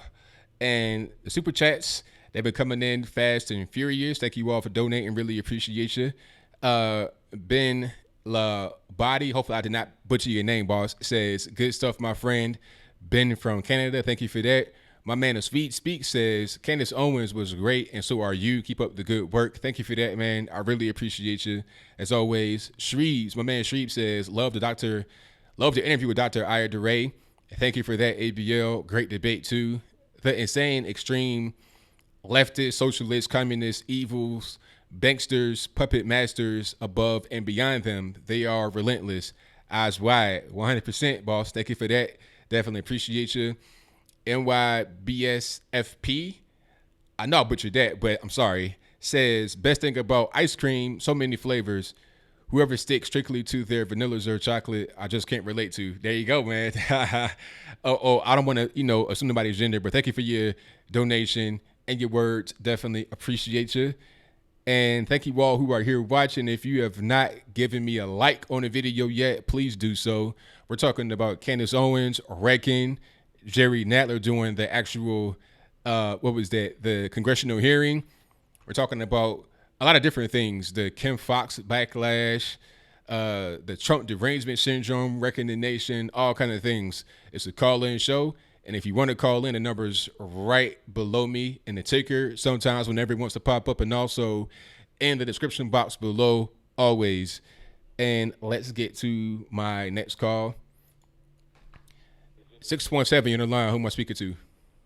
This is Ivan. The call before. I saw your interview. I think you were like, I don't know. It's a guy. The guy that was an interview. The host was a guy from England. Yeah, I was debating about reparations. Okay, we're talking about reparations. Why? My question is why. You bring like a Dr. Jiva, I think is his name. Jiva. Shiva, yes. That's his name? Shiva. Okay, so why you don't do the same thing for reparation? There's Professor Gates that you could invite to your show. I don't know if he will go to your show, but you could invite him. So your audience could learn about the study that's been done by these people when it comes to reparation. Okay, I don't Why you don't do that? Why, and instead for you to going out and debating, because you haven't done any study on reparations, you don't know nothing about reparations. That's your opinion. But go ahead. Huh? That's your opinion. You don't know what I know. No, I know you don't. I know you don't. You don't know me, and I don't know you, so you don't know what I know. But go ahead with your question. I know you haven't done anything. Sir, finish your question. My question is why you didn't bring somebody with level of expertise as Professor Gates, Professor Clark Anderson, that they have done intensive amount of research in reparations, not just the payment, the suffering, like the woman was talking, all the wealth that's been lost. These people have done excessive amount of study. Why you don't bring into your show and then you have a very clean discussion so you could ask them questions and they could respond to you, and then your audience could learn from these people that have been doing a remarkable work in reparations. So the question was, why don't do this? So the question is, why didn't I bring a more experienced person on the show? Well, I think what happened now, we live in is that the question, yes or no, sir? Is that the question you asked me, yes or no? Yeah, why you don't bring somebody now with the answer to your question is that, first of all, that was not my show. I was on live TV. Second of all, I have no control over that. They call me and they say, hey, do you want to have a debate on reparations? I'm like, yes. Bring me on the show. No, I'm talking about to your show. I'm not talking about to that show. But look, see, the thing about it is, like, why would you ask me that when I was on TV having a debate? Like, I'm not in control of that. I come on and I'm debate. not talking about that. Can you listen for 1 second and say why you didn't bring to your show? Why would I do that? I don't. Well, so people could learn about reparations, to learn about the study. That's not really an interest of mine. That's an interest of theirs, and I was there to just talk about that. I think you don't understand me. Say to your show. No. Listen, you're not listening to what I'm saying. That's not an interest of mine. So why would I do that? That's an interest of theirs. I was there just to give my 2 cents, but that's not really an interest of mine. You don't want to do that because you will learn so much from these people. So I know all about these people. I used to be a liberal, sir. I used to study. Sir, look, when I start talking, you got to stop talking. My show. I used to be a liberal. I've studied these guys already before. I used to follow them a lot. I used to read their books and all that good stuff. I know about all these guys. So you're not saying anything new that I've not heard before. Let me explain to you. Dr. Clark Anderson is not a liberal. Is not a Democrat. I know about him already. So why you keep saying that? Powernomics, group economics, bouncing the dollar. I know about Clark Anderson. Professor Gates. I know about Skip Gates. I know about Clark Anderson. You're not saying anything new to me, sir. I've been studying these guys since I was a kid. Why you keep saying that he's a liberal? It's not even a liberal. It's a conservative. No. You're not listening. When I was a liberal, I'm not saying they're liberal. I'm saying when I was a liberal. I ain't talking about them. Listen, sir, you got to keep quiet for a moment. When not them, when I was a liberal, I followed them. I studied all their stuff. Claude Anderson. I used to watch hours of his stuff on YouTube. Skip Gates. I know all about that and the genealogy stuff he did. I know all about that. So why you say if Professor Gates said that reparations shouldn't be paid because too old is law passed up a long time ago? Is that one of his the view that he? I don't care what his views are. Classify reparations, or you only classify reparations of slavery, or you classify reparations from the harm doing. You know about the farmers, the millions of dollars that farmer lost back in the 1800s. Talking about millions back then. Do you study any of those analyses? Sir, we're going into circles. I know all about these guys, all about the studies. So ask a new question. No, I'm just feel like the question has been asked and answered. Let me give you my opinion. We're living in a world right now that the person that have more subscribers, the person that have more YouTube videos, the person that have more viewers, is the person that people believe that have the knowledge or have the intellectual level. What is your question? Of intelligence, and it's not true. What is your question? Oh, that was all my question. I'm not gonna argue. Is there a question there? You making a statement? You're just an entertainer, so I'm not. That's your opinion. That's fine. Time. How about this? Well, how about this? True. How about rather than just lobbing ad hominem, just let's have a discussion about what you thought I got wrong. Tell me what I got wrong, and we can talk about that. Well, you got wrong in the sense that you say that reparations happened a long time ago should not be paid. Part of that. That's what you said. Part of that is a fact. You can't. It's not even about an opinion. One of and what you say, sir, listen. Okay. Part of that is a fact that can't be debated. Nobody can say that I'm wrong. It was a long time ago. So That's a fact. Why we still paying for American Indians reparations? Reparations. College free tuition. Huh? We pay for first special rate for mortgages. We Okay. pay for now, healthcare. When did those things go into they don't effect? pay for the fine. They don't pay the fee. Sir, so why when did those things go into effect that you're talking about? It's been happening all this time. When did those things go into effect, sir? What do you mean goes to effect? When did they start? Begin. We pay Commence. today. We pay for these benefits. When we pay did for it start? Infrastructure for a conservative When land. did it start? You cannot When even did buy it- a land Sir. in a conservative Sir. Indian land today. Sir, you got to keep quiet for a moment. When did those benefits start? It started since 1930s. Okay. Now, why did that happen? What happened? Because they went to the courts, and then the courts appointed them, and then they won the cases. So they given the land, they've been giving them everything that they've been asking. Okay. For. Now, here's the thing about that: Native Americans are the poorest group of people in the country. Matter. Don't mix things with the poor. No, I mean, I'm just saying because the point is the money no. See, listen. The point that I made was, even if we did get it, I said at the end of at the debate, if you watched it, the point that I made was, even if we did get it, it'll just make us worse off. These government benefits, I gotta be able to finish. This is my show. Yeah, I'm gonna go ahead and mute you, and then I'm gonna talk. How about that? The point I made at the end of the actual interview or debate was that when you get these government goodies, these handouts, all this, that, and the third, it makes you worse. You become dependent upon the government. Before the welfare state came into existence in the 60s, before the Great Society, the black family had an 80% two-parent household rate. That means 80% of parents were married before they had kids. Now it's reversed. You have a 73% single-parent household rate. That means you have about 3/4 of black mothers who are unmarried having kids. So how did the welfare state help? How do all these government programs help? How do all these handouts and goodies help? It won't help us the same way it has not helped the Native Americans. Dude, why you bringing things that are related? I don't know. You got me on hold or what? Maybe I. you were talking the whole time. That's crazy. That's wild. Because I had to mute the whole time. Nobody can hear you. Well, so why have to do one thing with another? Why two-parent household have to do with? I'm making a statement. Whatever you want to take from that is your own point of view. I'm just saying I'm saying the fact. It didn't help. What fact? It didn't help them either. But that's something different. Okay. So let me check this out. Right?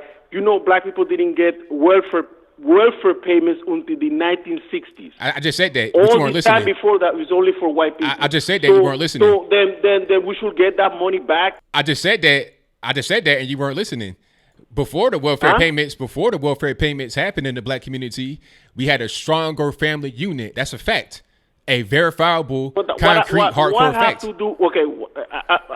What have to do one thing with another? Just tell me. The welfare state has ruined black America, and it's ruined white America too, but it's definitely ruined black America even more. That's a fact. But why one thing has to do with another? We're talking because about reparations would just be. Sir, I'm gonna answer your question if you keep quiet for a moment. The welfare benefits are the equivalent to reparations because it'd be one more check.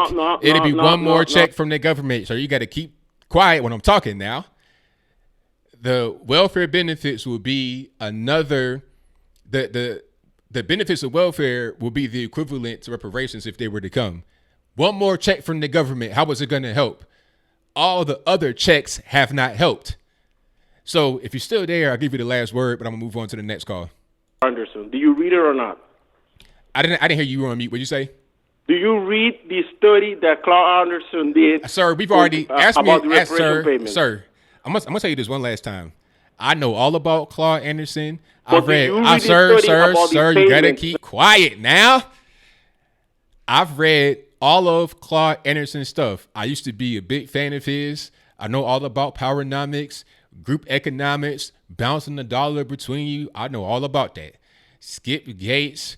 I can even go into the Nation of Islam, Khalid Muhammad, Nuri Muhammad, all these people, Farrakhan, you name it. I know about all these guys. This ain't nothing new. This is old to me. I was studying that back when I was like in college, and I'll be 35 this year. What you talking about? You're talking about old hat for me. Things that I've been able to get long past behind and over. So if you have another question to ask, aside from when you asked the whole time, I'll give you the last word and then move on to the next call. Sir, you've been talking the whole time you were on mute. So you have time right now. I'll take you off of mute to say your last word if you have another question. Okay, you say you have done the studies and the analysis. You have read what they have done. That's okay. So you're not tell asking no me more. how Okay, the all payment right, will- all right. You're finished. Thank you for the call. All right, I hung up on him because, all right, he wasn't asking me anything else. Here's the thing. Why keep asking me the same question over and over again? I know about all these studies. I've read about all these guys. This ain't nothing new. This is old stuff to me. This is really, really simple things he's talking about. So reparations ain't going to help. Reparations, it's a pie in the sky. It'll never happen. It was never a topic under Barack Obama. Funny how you got the first quote unquote black president and that was never an issue. I heard that when he was asked about it in 2016, he was like, nah, we don't need that. That's what I heard. I'm not sure for sure or not. What I do know to be the fact is that it was never a topic. It was never a big issue. It's not been an issue until now because you got all these Democrats just piling into a clown car trying to get attention. So whatever they can say to make themselves appear to be more progressive than the next, they're going to come out and say it. That's what it's all about. But shout out to the caller. I just wish we could have more productive conversations without asking me the same thing over and over again. But let me get to the next call. 907, you're on the line. Who am I speaking to? Hi, this is Mystique in Alaska. All righty, Mystique, what's going on? Well, I wanted to call in about a couple of your subjects, and I'm really glad I got through. It's the first time I got to speak with you. Well, I'm glad you're on the line. I had a couple things to say about reparations and about the wall. All right. The reparations, one of the problems is that the people that support it, the leftist mindset is that everything is by race, black and white, black and white. They don't realize that there are so many individual things happening within those races that you can't just go by black and white. For instance, all of the black people that are here were not here. Their families weren't here during slavery. All the white people that were here, their families weren't here during slavery. So how would the government go through? They'd need to hire millions of people just to background check every person in this country to see, were your ancestors here during slavery? Or did they come after slavery was over? Because the people that got here after slavery, how would they even be responsible? And the black people that got here after slavery, how would they even be entitled to it? So it makes no sense whatsoever to try and do reparations. Just a nonsense subject right from the start. Yeah, exactly. And then to add on to that, before you get to the next thing, to add on to that, what if, because most blacks in America are mixed with white or native or something else. I mean, if you have a black person, they're going to be at best 80 to 85% African DNA at best in America if they've been here for a long time, if they're not a recent immigrant. So that means that you may have had some slave owner ancestry, some slave ancestry, or you may have come here from a different place after slavery was over. So it makes no sense. At what point do you say that you are a true ADOS? That's an American descendant of slaves. At what point do you say you have that direct lineage? Most of us do not have that direct lineage. I wouldn't even be included in that. My great grandfather was mixed, black and white. And so, like, that right there cuts me off. So I had to put a little 2 cents in there. Yeah, but go ahead. That's hilarious too. Somebody could be half and half and owe themselves reparations. That's right. It's just silly. Exactly. And then the thing about the wall, I believe that in Congress they should set up a microphone, a specifically anti-wall microphone, and it's only for that purpose. And anybody that wants to address anti-wall sentiment needs to speak on that microphone. And then they need to put a wall in front of it and say anybody that can walk through this wall gets to go talk on that microphone and tell us how walls don't work. If you can't walk through the wall, then you can't talk on the microphone and go against the wall. Hey, that's a good that's a good way to go about it, because that just proved the point right there. Have a regular normie on the street trying to get to the microphone. It's like, oh, you got this big wall right here. You're not really going to be able to do that. And on top of that roof, you might have a sniper or something like that. So if you do try to climb over, then it might not be a good day for you. Exactly. So I wanted to bring those two things up. People never think of those things. So I just wanted to say it. Well, thank you for the call. Definitely get it out there. Oh, 100%. Thank you for that. Great call. You're welcome. You're welcome. Bye. All right, now. Shout out to Mystique. Fantastic call. Yeah, have like a little crowd box. Have a crowd box in the White House with a microphone in it that you can get all your frustration out, but you got to get through the wall. Matter of fact, it's like a defense gate, whatever, right there. Try to get over that fence. Matter of fact, it's funny how people like Barack Obama are against the wall, but I remember when he was in the White House, he raised the fence like 10 feet higher, if I'm not mistaken. I'm not really sure if it was 10 feet, 10 inches, probably like 10 inches or something like that. He raised it higher. Maybe that's where Trump got the whole 10 feet higher thing from, because remember that guy had hopped over the actual wall and got into the White House. Like, he was actually physically inside the building unauthorized. Now, I don't know how his cap didn't get peeled back to the fat meat, but somehow he was able to get into the White House. And after that, they made the fence around the White House higher and tightened security up as well. So if your house has a wall and security and guns and drones and guards and dogs around it, why can't my country have a simple wall? Not even the full wall, just some steel ballards that have see-through gaps in it. I could put my whole hand through the gap and, give dap to the person on the other side. But I can't even have that. But you get to have all this high-tech security walls and all this. It's crazy. But thank you to all the callers. We got 409 in the building. Thank you all for being here. Let me get to my next call. Nippin, what's going on, boss? Not much. How you doing? Everything's good, man. Can't complain. I'm trying to mute your lives. There we go. So yeah, did you watch that? Did you look at that article about the soccer player? Who was that? Leo Bonucci. Like, he said the blame was 50-50. Oh, no, I didn't see that. I've not seen that yet. Oh, okay. But anyway, I wanted to clarify on that. He was not being a racist. He said that what he meant by 50-50 was that the player was half to blame for celebrating in front of a bunch of ultras, like violent, often racist cult members. So the article was trying to say that he was trying to say 50-50 as in he's mixed. Like, was he black and white or something?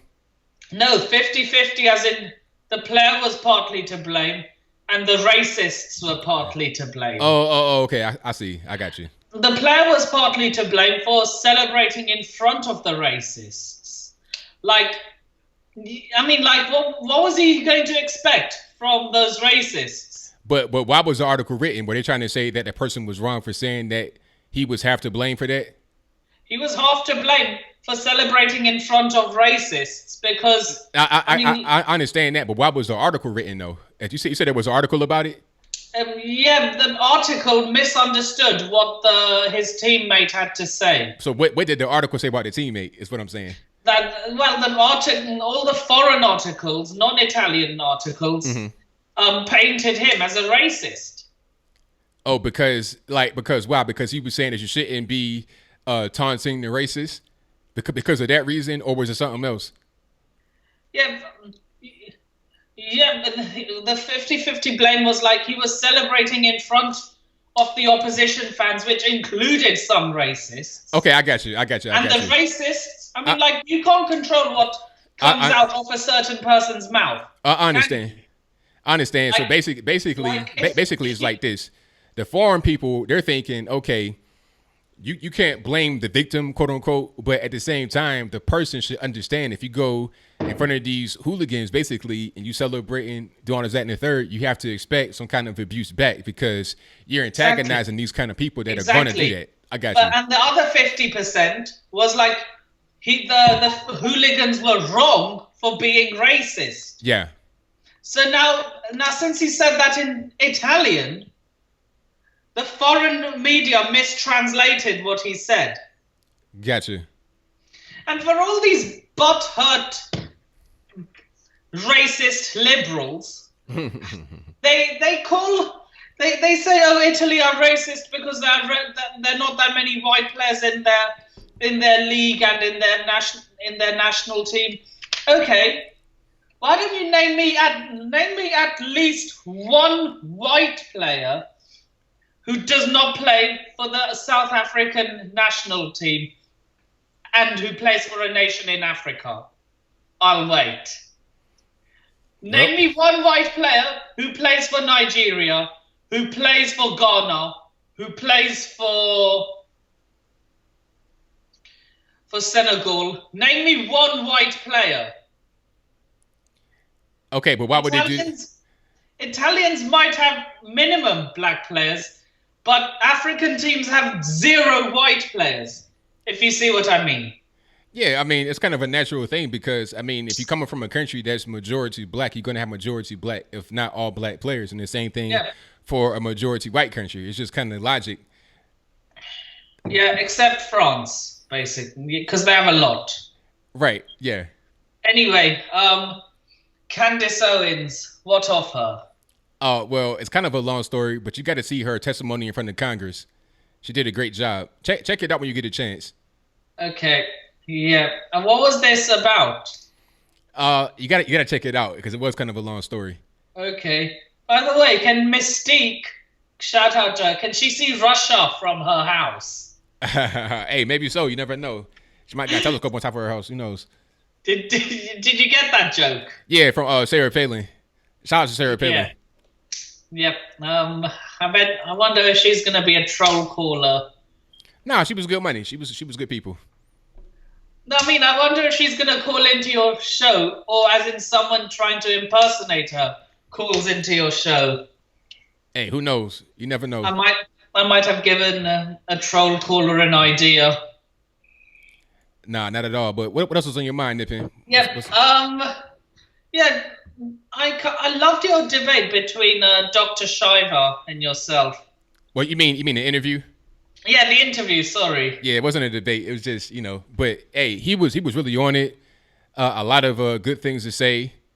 So I really enjoyed him. I wish he was born here so he could be the president and when Trump gets done in 2024. Yeah. You know who I would like to see as president? Who's that? Although she might not be the best, Nikki Haley.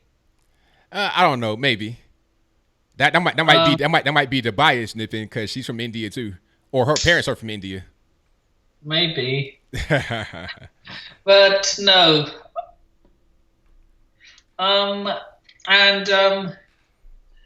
Chelsea Handler, Meltdown. Yeah, and she admits she has Trump Derangement Syndrome, even though that's not even an official diagnosis.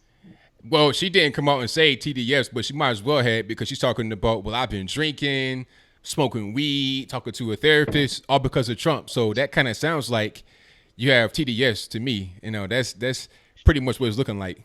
Yeah, she does look a lot older. Yeah, she's a mess. But hey, that's what like, you smoke so much. That's bound to happen. Yeah, pretty much. Yeah, she's pretty much a mess all over the place. Yeah. And Nadler, is that like an organization? Nah, that was a Candace Owens thing. You gotta check it out because it's kind of a lot of information there. So check it out because she was talking in front of Congress to Nadler and Jerry Nadler. You know what that is? Is he like a congressperson? Yes, and also Ted Lieu from California, if I'm not mistaken. Yeah, so check it out, man. It's on my channel, but I gotta get to a few more calls here, man, because the phone lines are jumping right now. Yep, it was nice speaking to you, ABL. Oh, sorry, Kim Foxx. Sorry. Okay, did you see that one? Not really. What did she say? Okay, well, I'll sum it up to you, then you can give a comment, then I get to the next call. Kim Foxx, that's the Chicago, the Cook County State's attorney, and she was the guy. Yeah. She was the person that dropped the Jussie Smollett case, and there was some impropriety going on between her and Michelle Obama's former chief of staff, Tina Chin, and she's talking about racism as the reason why she's getting all kind of backlash against her because of the Jussie Smollett situation. So, yeah, that's that. Wow. All right. So we got to get to some more, man. So I don't mean to rush you off here, but thank you for the call as always. It was nice speaking to you, ABL. All right, man. No doubt. Always. Peace. All right. Thank you to my man Nippin for the call. Nippin, got watch the videos, Nippin, man. Come on. All right. And I got a super chat. Yes, I do. Thank you all for joining. We got 361 live in the building. Let me get to my next call here. All righty. Unknown caller, you're on the line. Who am I speaking to? Hi, Troy. All righty. From Calgary, Alberta. All righty. What's going on? What's going on? Everything's good, man. What's on your mind? And there's a couple things, right? Because I live in Canada, right? Our biggest worry up here is how corrupt Trudeau has become and how he's let the Obamas and the Clintons and all these other. Sir, you got a little bit of noise in the background. Can you turn it down for me? Oh yeah, there it's off. Yeah, my phone didn't talk to him about was this corrupt Canadian government that's been going on here for the last few years, like big time corrupt, like starving out the West for jobs and then letting a bomb company, SNC Lavalin, buy up the Trans-Canada Mountain Pipeline. So, like, okay, you said starving out the West. So, are things kind of like centered in Toronto, Ontario, that kind of, and they're kind of leaving like Vancouver and whatnot behind? Is that what's going on? Well, what they did was they came in.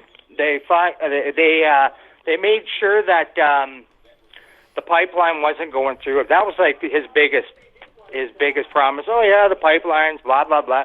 But he shut it all down. So what he did was he took a lot of good people that still a lot of us haven't gone back to work because of what Trudeau has done to us, right?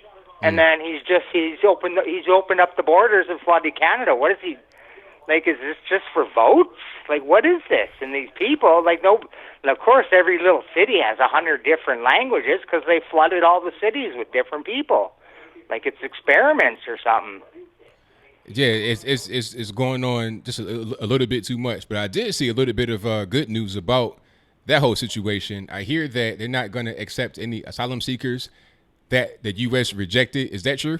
Right. But he already did. See, what they're doing is he owns the news there. He owns CBC. He owns all the news in Canada. So the only way we're getting stuff out. I'm hearing background noise. It's probably the streaming. It's probably the streaming in the background. Oh, am I live right now? Yes. So he's flooded the country, and who knows? All these people that's come in, they all signed asylum papers or whatever. See, whatever that crap is, right? But he's made it so that they have when you sign an agreement and they don't have to reveal anything. Okay, sir, the noise is in the background. Like, okay, what's happening? I'm gonna tell you what's happening. You're playing the stream, and I can hear it, so it's causing feedback, and it's hard for me to kind of follow you because I'm hearing you twice. Oh yeah. So you got to just turn that off, turn that totally off, and just talk to me on the phone. Okay. Okay, is that better? Probably so. Yeah, but go ahead. So, like, there's a lot of issues up here in Canada that aren't coming to the forefront. You guys think that, like in the States, how the media covers all this stuff. This government up here in Canada is so corrupt. Like, they flooded in people. Everybody, who knows how many people they really brought in, right, from the States, because they just opened the gates up, and then it was just people were coming from all different countries, and he was just letting them in. Yeah, that's really a mess. Absolutely. It's been a mess, and it's like the news never covers anything, right? The news here only covers, what Justin Trudeau and some lady, Katie Telford or something, get thrown around the newspapers and the CTV and CBC, and then you don't ever get to really hear the truth, right? Right. Like they've been landmining everything. All these you know what he did was he legalized marijuana. Yay! So now you got a bunch of dopers running around, right? That's right. So, but that's my thing is the Clintons, the Obamas, like they've been up here for a while, back and forth, right? I was taking a cab the other day, and the cab driver told me that when Obama was up here, it was a packed house. For what? Like, that doesn't make any sense. Like, what's going on? Are they, and they're bringing in Sharia law, too. They're backdooring in Sharia law, like little phrases here, changing this, changing that. And then, right. I'm with you, man. So they're backdooring that big time without anybody even knowing. Like, you guys talk about you can't, what is it? The lynching? If they wanted to put out a lynching thing or whatever. Anti-lynching, yeah. Anti-lynching bill. Yeah. So if I go to City Hall and I got a sign and I'm right, they could arrest you here. You can't even get an opinion out. That's insane. It's crazy. And the thing about it is, you got a lot of people that are kind of like turning against Trudeau, not necessarily those that are on the right or conservative or just common sense, but also some of the extreme lefties. They're against him too, because he's not extreme enough. See, that's what happens with these people, these so-called progressives. Once you give him an inch to a mile, it's going to be a never-ending thing. You got to keep getting more and more extreme. But I got to put a pause to it right there. I got to put a pause to it right there, man. I got a lot of calls on the line. But thank you for the call. Definitely appreciate you. Okay, man. My name's Troy. I'm from Calgary, Alberta. I love your show, buddy. I love you. All right. Thank you, man. Appreciate you. Okay, bye. All right. Shout out to Troy from Calgary, Alberta. Isn't that where my man Ted Cruz is from Alberta as well? I think it's from Calgary too. So shout out to my man Ted, and shout out to Troy as well. And shout out to the American Joe Show. My man, he just says, ABL, my friend, broke 10K Monday. Big party over here. Candace was on fire on the hill. Loved it. Side note, Avalon Hunter is back. Hunter Avalon. He's back. Channels restored. Victory for us. 100%. He's a good kid. I met him a couple years ago in Texas. Good guy. So shout out to him. Glad we got the channel back on deck. And glad you broke 10,000 subscribers, man. Hey, I told you, man, you're going to keep on going up and up and up. Just stick with it. And thank you to my man Sushi, who says the Democrats just placed a huge order for aloe vera to help heal the burn wounds after Candace's visit. Yeah, they definitely did need to order some of that for sure. So shout out to the super chatters and shout out to everybody on the line and shout out to everybody in the chat. Thank you all for joining. I most certainly appreciate you. Let me get to the next call here. 423 on the line. I'm speaking to. This is Dwayne Fitzgerald from Tennessee. I'm a new viewer and I've given you a call. Oh crap! I just unplugged my headset. Oh, you good? I can still hear you. All right, I apologize for that. Oh, yeah, sorry. I'm from Johnson City, Tennessee, and I've been watching your videos for a while, but this is the first time I got to catch a live stream. Well, I'm glad you came on in, man, from Johnson City. Shout out to East Tennessee. Oh yes, sir. I love it here. It's I'm not naturally from here. I came here after I got out the military. Okay. And I, like I said, I've been living here about 3-4 years, and I love it. It's a fantastic place for a fantastic country. 100% correct. Absolutely. Yes, sir. It's just weird for me doing this on the phone. I'm so used to doing things over the internet. It's all good. It's all right. But I was watching a lot of stuff on Candace Owens today, and I got to say, I used to be one of the people that were a little skeptical of Candace Owens. Mm-hmm. I really was for the longest time. You know, I didn't know, like, is she just doing this for the attention? Is she really conservative? She changed my mind. Like, that explosive meeting today really, I just need to know what were they thinking? What were they thinking that they're going to be able to get away with taking someone completely out of context in an I gotcha moment? I don't understand what the thought process is there. Because what they probably thought was what some of their interns may have been telling them. Because a lot of these interns, they go on the internet and they just find certain things. They see back and forth debate on Twitter, and they think that same debate will be able to hold up in reality when you're actually in front of somebody's face. But obviously it did not, because you had the guy Ted Lieu on his phone play a video. They could have easily put that on, a TV screen or something bigger if they were more prepared. That's how I know that it was more of an internet-based thing. So he wasn't ready for the response. And then Nadler, he's over here reading the paper, halfway asleep. I don't know if he had been drinking the night before or whatever. He wasn't even paying her attention, and he's not even listening to what's going on. So it was a slam dunk for her, because these people don't even really respect her, and that makes it easier for her to be noticed and to really see what's going on. Oh, it was fantastic on her part. It was, I don't know if she was prepared for them to bring that part up. But, I mean, the way she just had that snap reaction, it was beautiful to watch. I just don't understand. Like I said, it's like they don't talk to regular people. No, they don't. And I think that's where the disconnect with the Democratic Party's been. And I think for some Republicans as well, all politicians, but for the most part on the Democratic side, they don't know what the regular person wants. And I think that's where Trump gains in his popularity, is now that the Russian collusion's over, now that it's been proven, I think most average people are starting to see, like, hey, they've been lying about this guy for 2 years. They've been lying about his supporters for 2 years.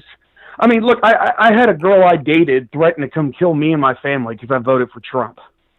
Now, I didn't take it serious. She wasn't really going to do it. But it was still like, wow, this was someone who I cared about telling me these vile things because of who I voted for. You're taking politics a little too serious if you're threatening to go harm people and their family for it. Yeah, it's really crazy. It really is. And it's, like I said, I do think, I mean, there's polls out now where Trump's approval's starting to go up. I think people are starting to see, like, hey, we got one side of the aisle who's done nothing but throw a nearly 3-year hissy fit, and we got the other side who's trying to get things done. And like the border, there is no rational argument not to defend our borders. They got to throw out, you're racist, you hate X people. No, I don't.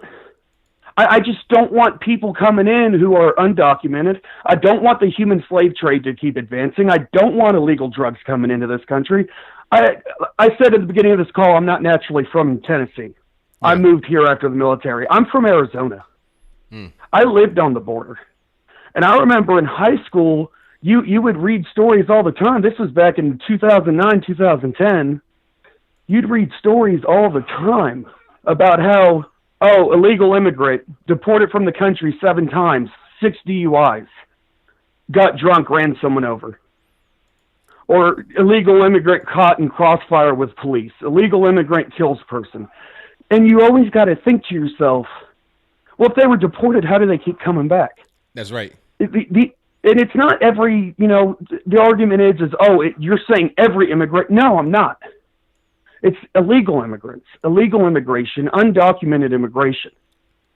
And that, it just drives me crazy. And I'm glad to be able to speak with someone and get that opinion out there.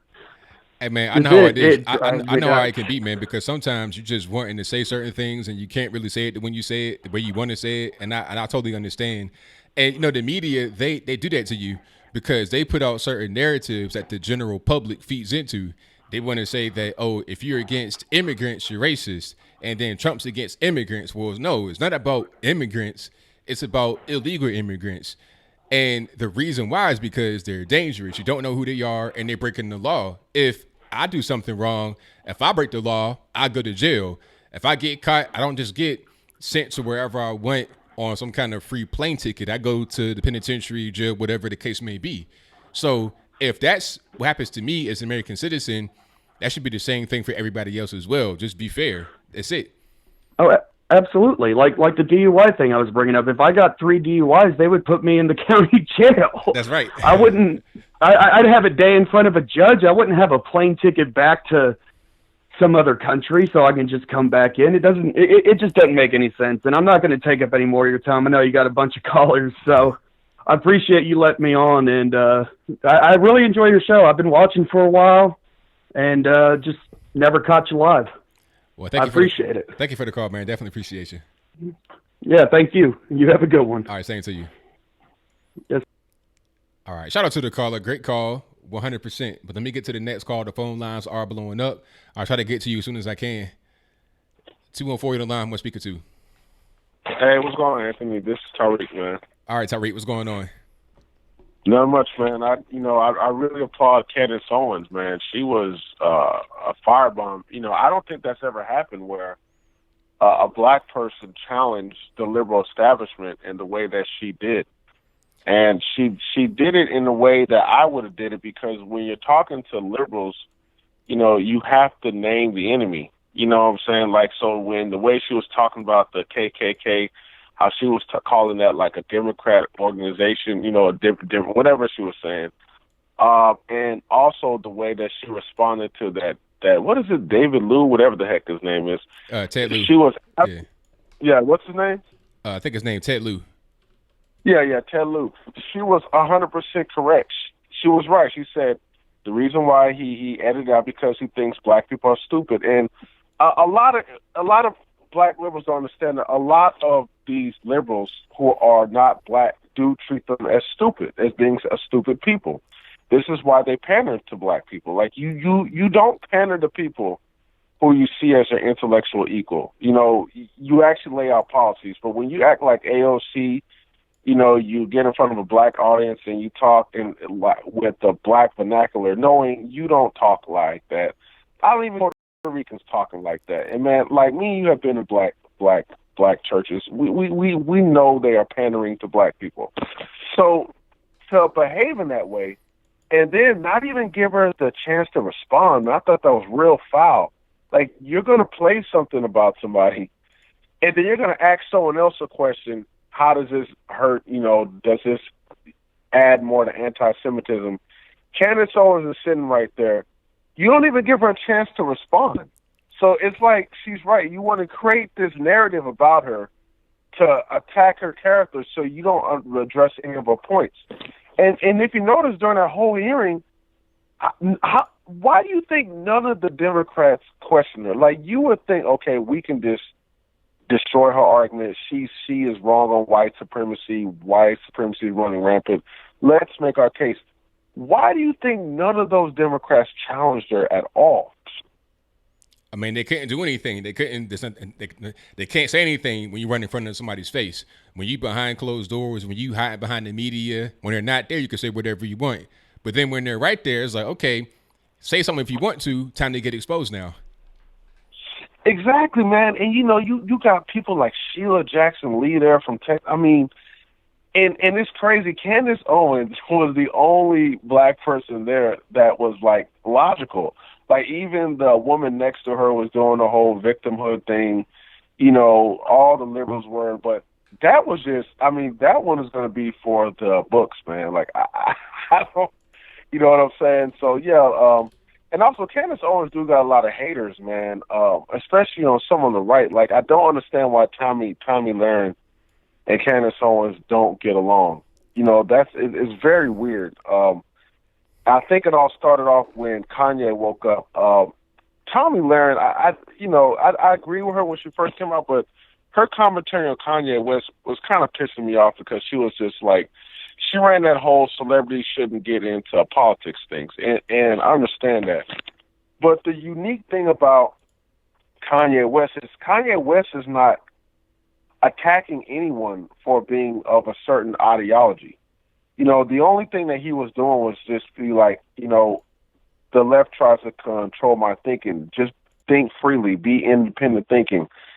And the way Tommy Lahren came after him is, as if he should shut up and stay out of politics. I did side with Candace Owens on that, defending Candace Owens over Tommy Lahren. And also that other guy, do you know who Kevin Martin is on Facebook? Hello? Okay. I don't know what happened. Actually, do you know who Kevin Martin is on Facebook? Yeah, I know who that is. Yeah, like he makes every other status on Facebook, he's attacking Candace Owens. I just think there's a lot of jealousy. You know what I'm saying? Especially with some black conservatives. Even, I don't even know if I consider Tria Logic a black conservative, but she's very hateful towards Candace Owens.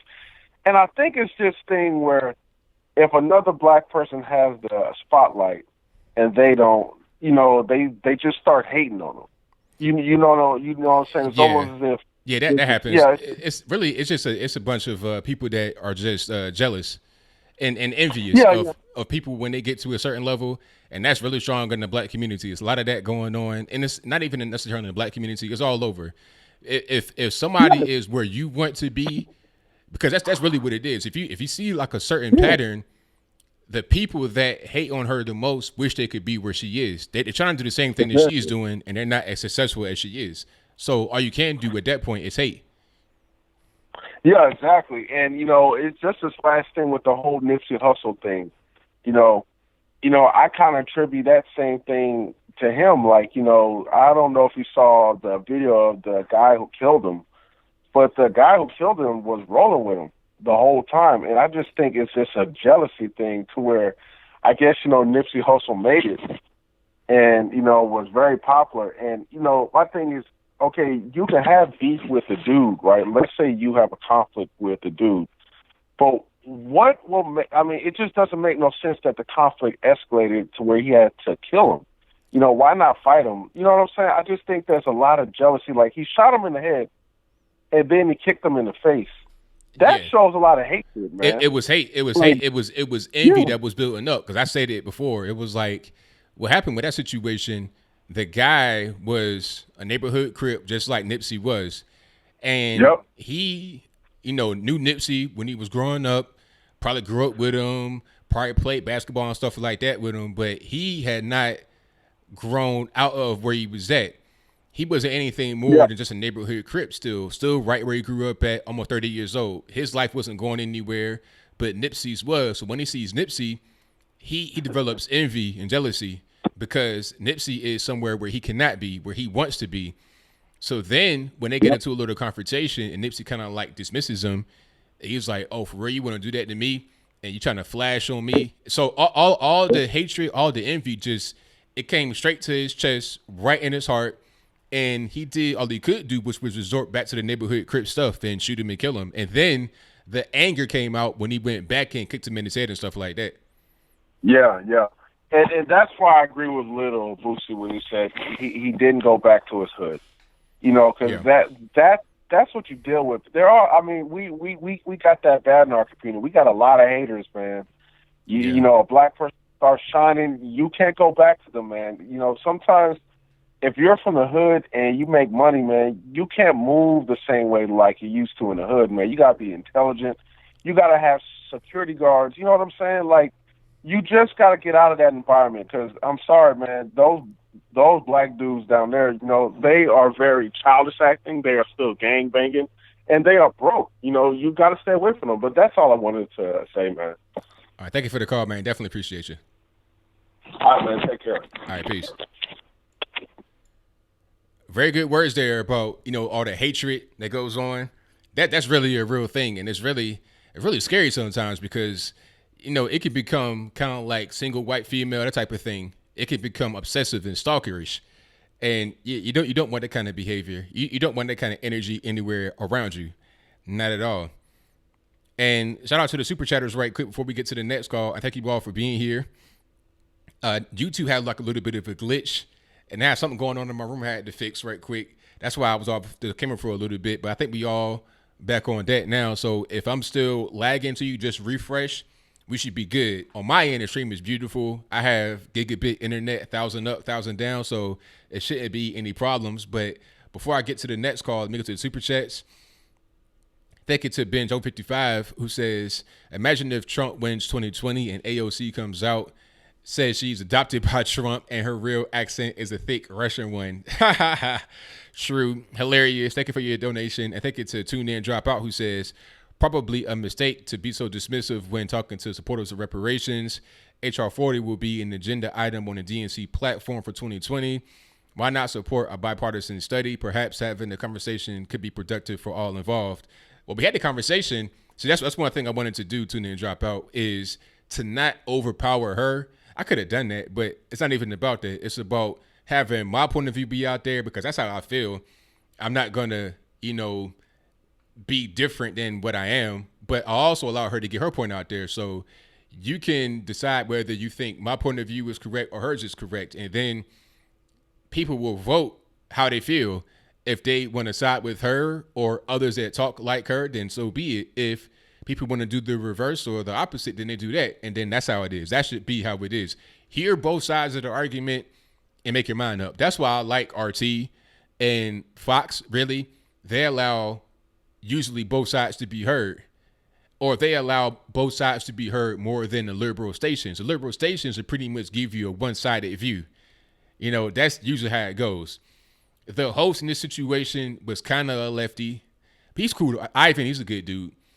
He generally just let us talk. He didn't really interject too much. He let us pretty much talk and get our points of view out. So we're able to hear both sides, and from that, people can make their own mind up whether they want to align with me or the other individual. But let me get to the next call. All right, caller, you on the line. Who am I speaking to? Oh, hello, ABL. This is, of course, your favorite future WNBA Hall of Famer, Sue Bird. They have a Hall of Fame for WNBA? Really? Yes, I hope you vote for me to get in because I know that they have, free tickets to the Robert Trent Jones golf course, and I want to go with some LPGA stars I know. So keep me in mind. Okay, I'll check it out. Yeah. Anyway, ABL, I did hear a different caller ask that somebody call on to troll you, and I think it's wrong that people, we shouldn't be joking at a serious time like this. And that's why I want to talk to you about serious stuff. Can we be serious during this call, ABL? Can we agree on that first? Well, I'll do my best. I'll make no promises. Okay, I think we can agree then. Therefore, in light of your conversation on, the Imperial Russia today, I'm very disappointed that you won't stand up for minorities and women in order to get reparations. Women reparations? I'm not really sure why you guys would get them.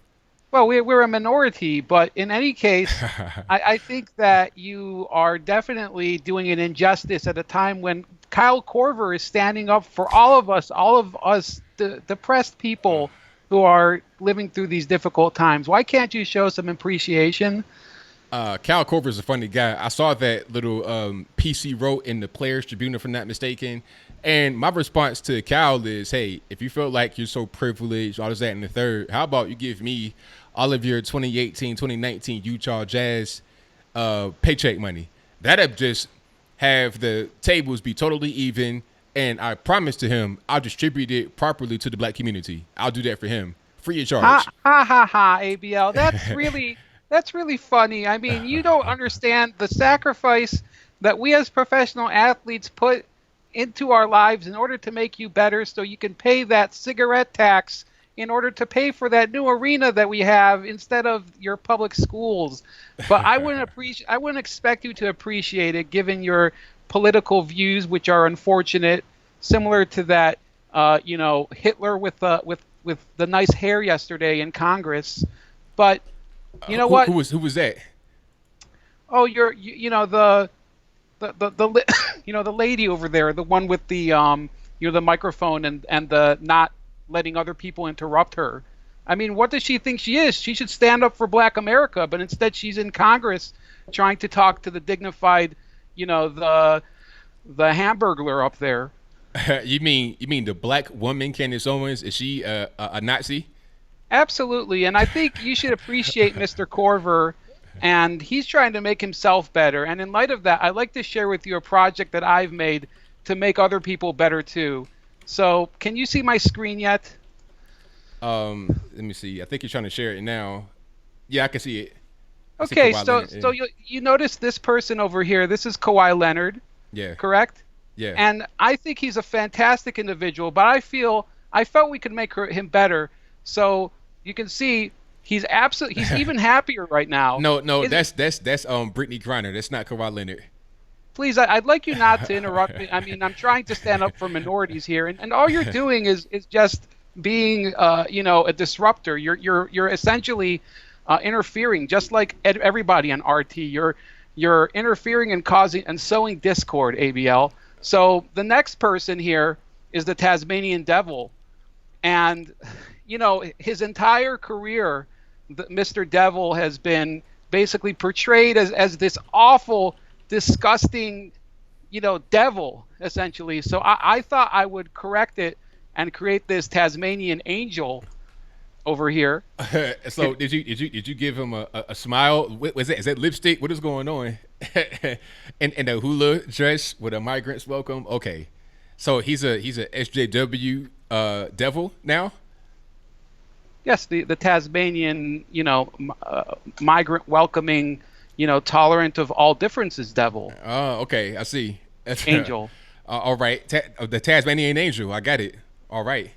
Correct. And one more thing. So, of course, this is the finale here, and of course we're talking about basketball, but basketball is real life too. So, of course, who is this individual over here? That's Zion Williamson, Duke University. No, I'm afraid that Zion must atone for his racism, so he is now Palestine Williamson. Okay. So his name is Zion. So you can't have that, huh? No, absolutely not. I can't believe this has escaped the attention of the media. So wow. ABL, what do you think of those changes? Are you on board yet? No, I think that Kawhi Leonard is just fine as Kawhi. He's a great basketball player for the Raptors.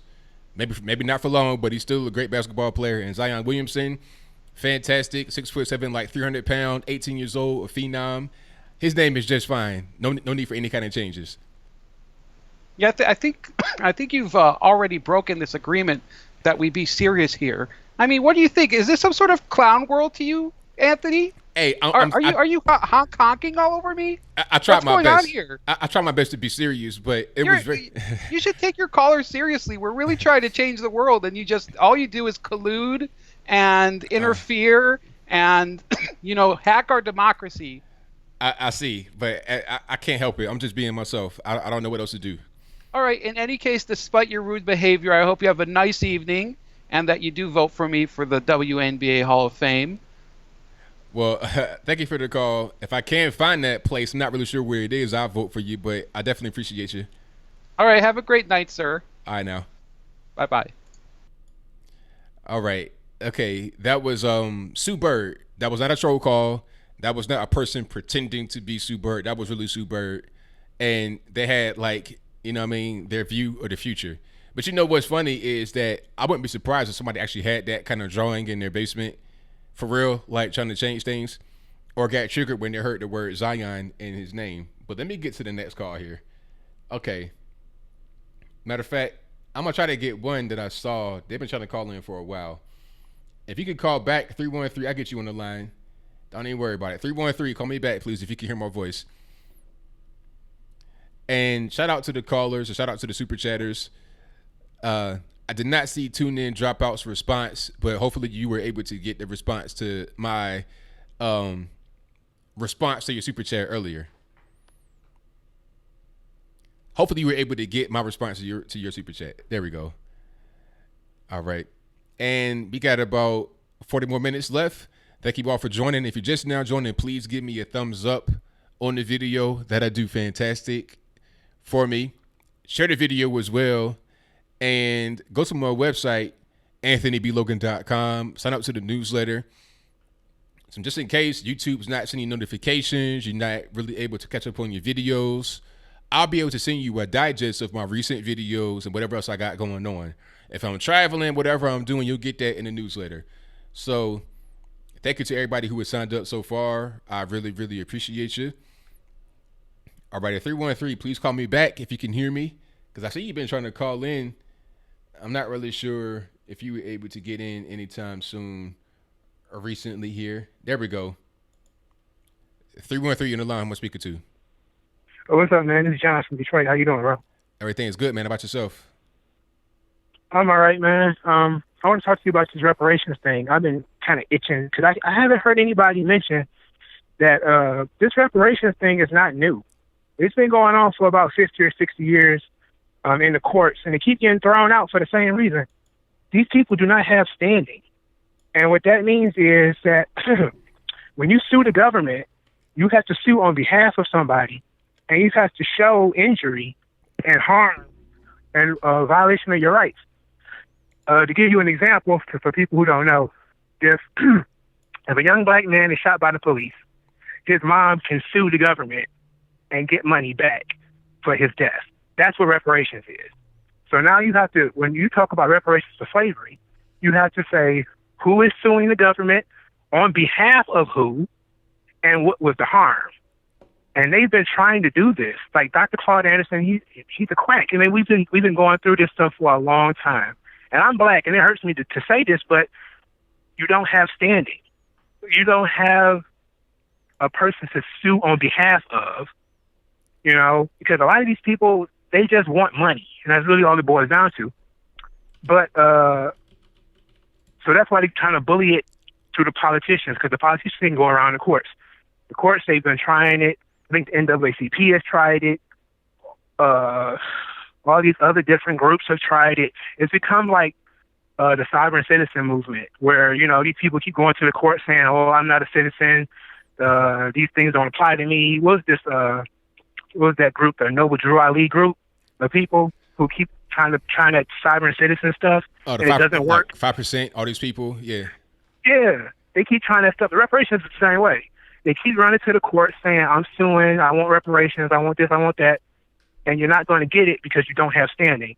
Now, when they talk about the American Indians, you have to realize the American Indians were forcefully removed from their land. They had a treaty with the government.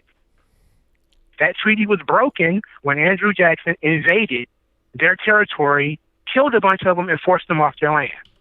That's why they got reparations. The Japanese Americans had rights that were violated by the government when FDR had them interned in internment camps during World War II. That was a violation of their rights. One of the big issues that you have to overcome when it comes to the issue of reparations for slavery is that slavery was legal. That's right. That's the first thing. Yes. The second thing is slavery was private citizens. So you cannot sue the government for a private citizen violating your rights, in the rights that you did not have in the first place. Right. So this reparations thing makes absolutely no sense. But one of the big issues, and I think this is what is bringing it up today, is that race is becoming a issue where they can't keep using it because the African immigrants are coming over to the United States and doing really, really well. And now white people are looking at them, you know, us native, I'm a Native American, you know, Native Black American. And they're saying, okay, well, the Nigerians and the Ghanaians and, you know, all these people are coming to the United States and they're doing great. They're not complaining about slavery. They're not complaining about Jim Crow. They're not complaining about racism. They just, you know, they are benefiting from affirmative action and different things like that. So you see the American blacks are trying to discriminate against them, like they're doing on college campuses, trying to get them booted out of housing and trying to take them off of affirmative action, put limits on whether they can get in or not. That's what ADOS is really about. Yeah. It's really a black Americans versus black immigrants, and that's really all it is. And another big issue with reparations is that who is going to define, again, who is suing on behalf of who? I've seen a Georgetown professor who basically said, no, he didn't basically say, he said, if you identified as black at any point in time in history, you should be able to sue for reparations. Like, that's, what does that mean? So that's like, so that's like anybody could say that. I mean, you could say Sean King, Rachel Dolezal, yes. any yes. So, you know, you could be 100% white. You could be like Elizabeth Warren and say, yeah, I'm black. Yeah, and but see, that's the thing. Like, they don't want to be really specific. You got to get really granular when you're talking about these lawsuits and stuff like that. If you want to do a class action lawsuit, you would have to have all your paperwork together. You would have to have a group of people who have birth certificates going all the way back to slavery. They would have to then approach the government, and that's even if you get past the whole you don't have standing. It's the private citizen issue. It has nothing to do with the federal government. Even if you get past all that, you have to have all your paperwork because the Native Americans have it that way. They don't just give people who look Indian free money and stuff like that. You have to prove that you're a part of one of these tribes. And then they give you benefits if you're a Native American.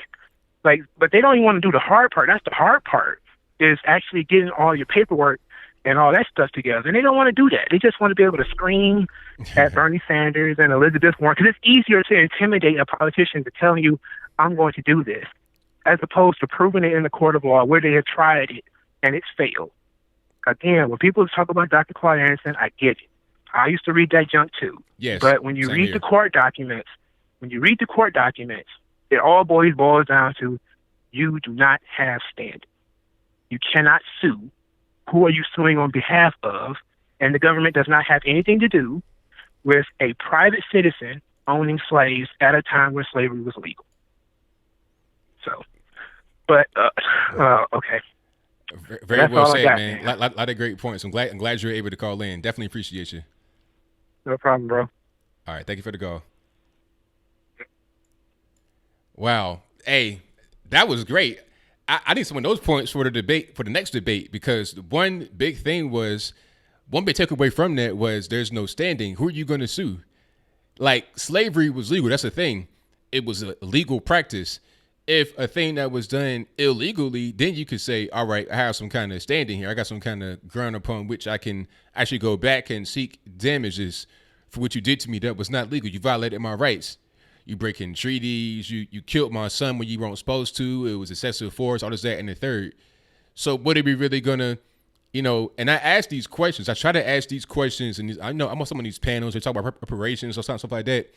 I'm asking these kind of not complex questions, but kind of probing questions to get to the bottom of it. I'm like, okay, you got to be able to trace your ancestry back all the way to slavery. What if you're mixed? What if you came here after slavery? What if some of your ancestors had slaves themselves? They were slave owners. I mean, there's so many variables we got to be able to kind of tie down. And then I try to get down to the percentage of DNA. I think if you are trying to claim native ancestry, you got to have like 12% or something like that, depending upon what tribe, 25%. So I'm like, okay, at what point do we say that you are ADOS,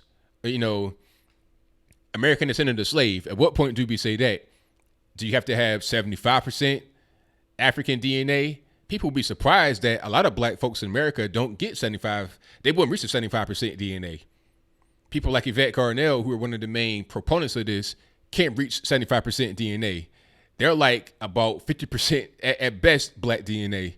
So right there, one of the biggest proponents of trying to get reparations now in 2019 wouldn't even get it. So, I mean, there's so many variables to it. You got to have all those ducks in the row if you want to go before a courtroom and try to plead a case. And we can't even get past getting things together to even try to go to the next stage, which wouldn't even really be successful because you don't have standing. So that was a great call, but let me get to some more. And thank you all for joining. I most certainly appreciate you. Let me get to, okay. 501, you're on the line. Who am I speaking to? Mr. Logan, this is Blake from Arkansas. All righty. What's going on? Oh, having a beer, mowed the yard, changed the oil, that kind of thing. Wanted to give you credit for covering the Candace Owens thing. I know it was big, but you always do a good job. Saw your clip on RT. I wanted to give one minor criticism to Miss Owens and kind of the Blexit thing in general. All right. The kind of connotation that they're always or the context that they're always speaking in is kind of how things affect the black community. You know, politicians always kind of pander the black community. One thing that I've noticed for a long time, ever since I kind of became politically awake, is the things that negatively affect the black community negatively affect everybody, no matter what the race or gender. I don't know when it's time necessarily to kind of switch gears and talk about things like family courts, welfare, child support, these kind of things. But what are your thoughts on that specifically? I mean, it kind of seems like we're the conservative edge as far as talking about these kind of things gets overshadowed in the idea of kind of reverse identity politics, as it were, when they speak about the black community. One of the things that I've noticed as far as Native Americans, blacks, and even to a lesser degree Hispanics, is they've kind of self-segregated themselves from broader culture. And what are your thoughts? I know that's kind of haphazard in the way that I communicated that, but no, I understand, because I've been asked it before. Now, the whole thing is about identity politics. The left, what they do is they put you into a box based upon your identity. And once you're in that box, right, you can't do certain things. You must do certain things a certain way, or else you're all of a sudden cast away from their society. If you're a black person, you have to, be poor. If you're not poor, then you got to give all your money back to the community. You have to support Democrats. You can't do this. You can't do that. There's all kinds of rules you got to have. You can't talk white, whatever that means. You can't really be for school choice, getting a better education. It's like they want you to kind of stay right where you are. They don't want you to really advance, because if you do advance, then there will be no need for them. They won't have a leg into your actual community, no hook into your community. So right, that's what they do when it comes to identity politics. And then they also want to put certain people in certain places because of their identity and nothing else. Barack Obama. And now if people don't want to vote for Obama, then they're racist. If they don't want to vote for Hillary Clinton, who is not black, but she likes Obama, then they're racist as well by proxy, which makes zero sense. But that's how they do. Everything is about identity. Oh, and also about Hillary, because she's a female. If you don't vote for her, you're a misogynist. You just hate women. Although maybe I don't like her. I might like somebody else, just not her. I might like Carly Fiorina or somebody more than I like Hillary Clinton. And if she were to run and she was best candidate available, I would vote for her. That's how they do. They look at everything about what you can and can't do and all this and that. On our side, we're trying to do outreach to certain special interest groups. Okay. Right. One thing I always hear from the black community when I'm talking on these panels and whatnot, and I'm trying to convince people to come to my side or be open-minded, I always hear the right does not do any outreach to the black community. And they feel like since there's no outreach specifically to them, then they're racist. Because think about it. Most of us as black folks grow up hearing from our friends, family, everybody around us that the Republicans are racist. They hate you. They're going to lynch you. They're going to kill you. I thought that, and I was a pretty conservative guy socially, but once you keep hearing that over and over again with nothing to counteract it, then you start to believe it. So we're coming to give the other side, to kind of write that message, to speak specifically to that special interest group. I think that's what our goal is. And the ultimate goal is to get everybody, regardless of what color you are, what gender, whatever you want to call it, all on the same accord, and not have people just bound to these boxes that a Democrat try to put you in. So does that make sense? Yeah. One of the things that I kind of cringed at when Trump was on the political campaign, and he didn't do it a lot, but speaking specifically to the black community, one of the things that I wish he would have said, and maybe it wasn't the time, maybe it wouldn't have worked. Obviously, he's got a lot of people that work for him. They're a lot smarter than I in the ways of politics. But one of the things that I wish he had said was, I'm going to treat the black community the same way that I would anybody else. You're citizens. You're not, separate. However he would have said it. in the sense to make people aware of the idea that, you know, you're human the same way as anybody else is. You're a Democrat voter, but, you know, I'm going to treat you the same way that I would any other American citizen. And what's good for me as whoever I am is good for anybody else. You know, independence, hard work, being honest, you know, forthright, that kind of thing. I don't know when the time is, but to speak to the black community as though they're part of this country rather than black culture or a black person or, you know, the black community, it just seems in a shade identity politics in reverse. You know what I'm saying? I understand where you're coming from, but the reality is that there is a kind of community that black people associate themselves with. It exists. Right. Now, the goal is to have all Americans be one. That's the final goal. We're not there yet. Right. That's the truth. That's the reality of the situation. We're just not there. As long as you still got black neighborhoods, white neighborhoods, Hispanic neighborhoods, Asian neighborhoods, we're not there. If we have everybody living in harmony and there's no differences between us and all that, then we can talk about things in a more unified way. But until that point, we can't do it. Now, I would like for that not to be the case, but I got to live in reality. So we got to just do things the way they are. And if we don't choose to recognize how things are, we're not really going to be able to get anywhere with these special interest groups. They're going to continuously be in echo chambers, not hearing us at all. And the Democrats will give them whatever they want. They'll talk to them. They'll go to the communities. They'll be like AOC speaking in black preacher voice. And there will be nobody to say how wrong that is. There'll be nobody to speak against it. You'll just be an echo chamber. That's what I grew up in. So you have to go to these communities to speak to them. It's not about identity politics. It's about outreach. If you don't outreach, you'll never hear it. Right. Yeah. The you talk about preachers. It's kind of like two people. What politics has been is two people shouting from the mountain, and everybody misses the fertile valley, so to speak, that we could all sort of live in as Americans. I understand the reality and the pragmatism and what you're talking about. It just seems kind of, I don't know. It's difficult in identity. Yeah, I mean, you would wish identity politicsy. You would wish it's not like that, but it is. It's just, you know. So our goal is to break that, but you can't break it by ignoring it. You just can't do it. It's just like if you're trying to fix a car, you can't act like the car is not broken. Oh, the tires are flat, but I'm gonna just let it keep on rocking because all the tires are equal. But one tire is flat. You gotta adjust that one tire. You can't just act like it's not flat.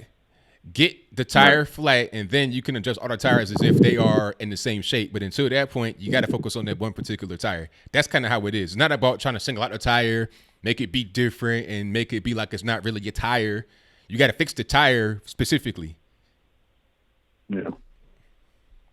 It's a difficult, obviously it's a difficult situation. It's one that's deeply embedded in our American culture.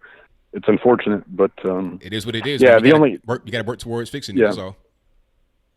Yeah, the only thing I guess to sum it up and to get off of here is I just wish that from a political standpoint and in speeches like that they would highlight that what's bad for any human being is bad for any human being. It doesn't, the things that have affected not just the black community but America in general, fatherlessness, like I said, dependence, welfare, all that kind of stuff. It affects everybody negatively, and to include not single out the black community, but to talk about Americans in general and families and that kind of thing.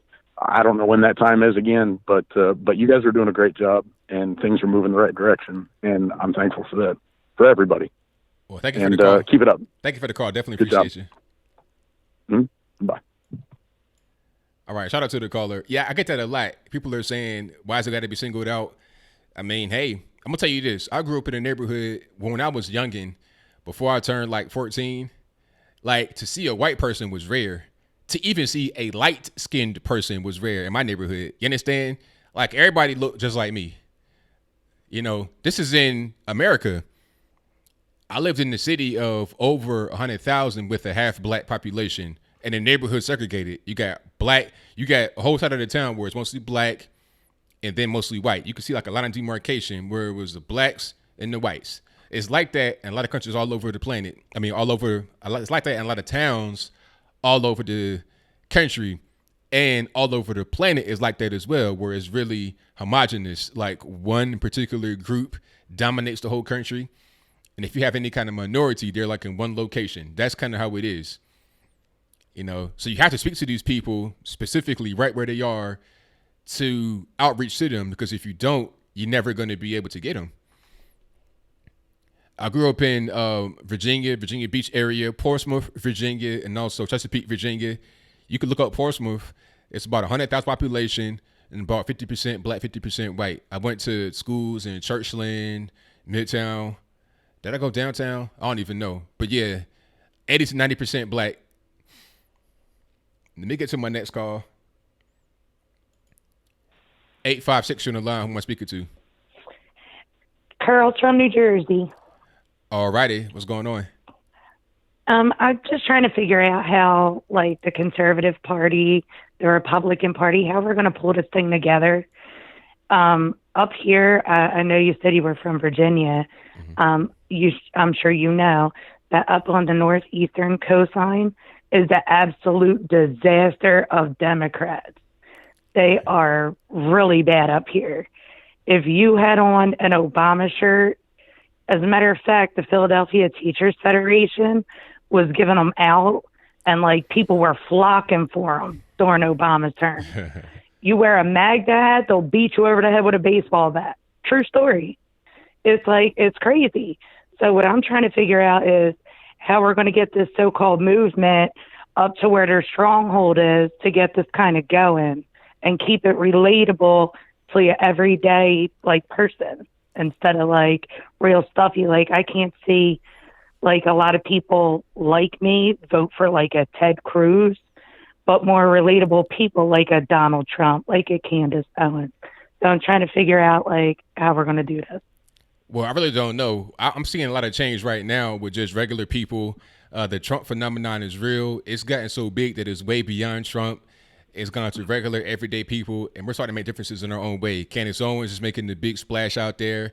A lot of people didn't even know who that was before she came out today and spoke in front of Congress. So once we get more events like that to start to happen, more visibility, more notoriety, then we'll be able to really kind of just get it out there more. I'm seeing the big change. People call me from all over the country, and they say, I live in a really liberal area, but I'm starting to see things change. I'm starting to see more conservative stuff going on. So I'm not really sure, to your question, when that's going to happen.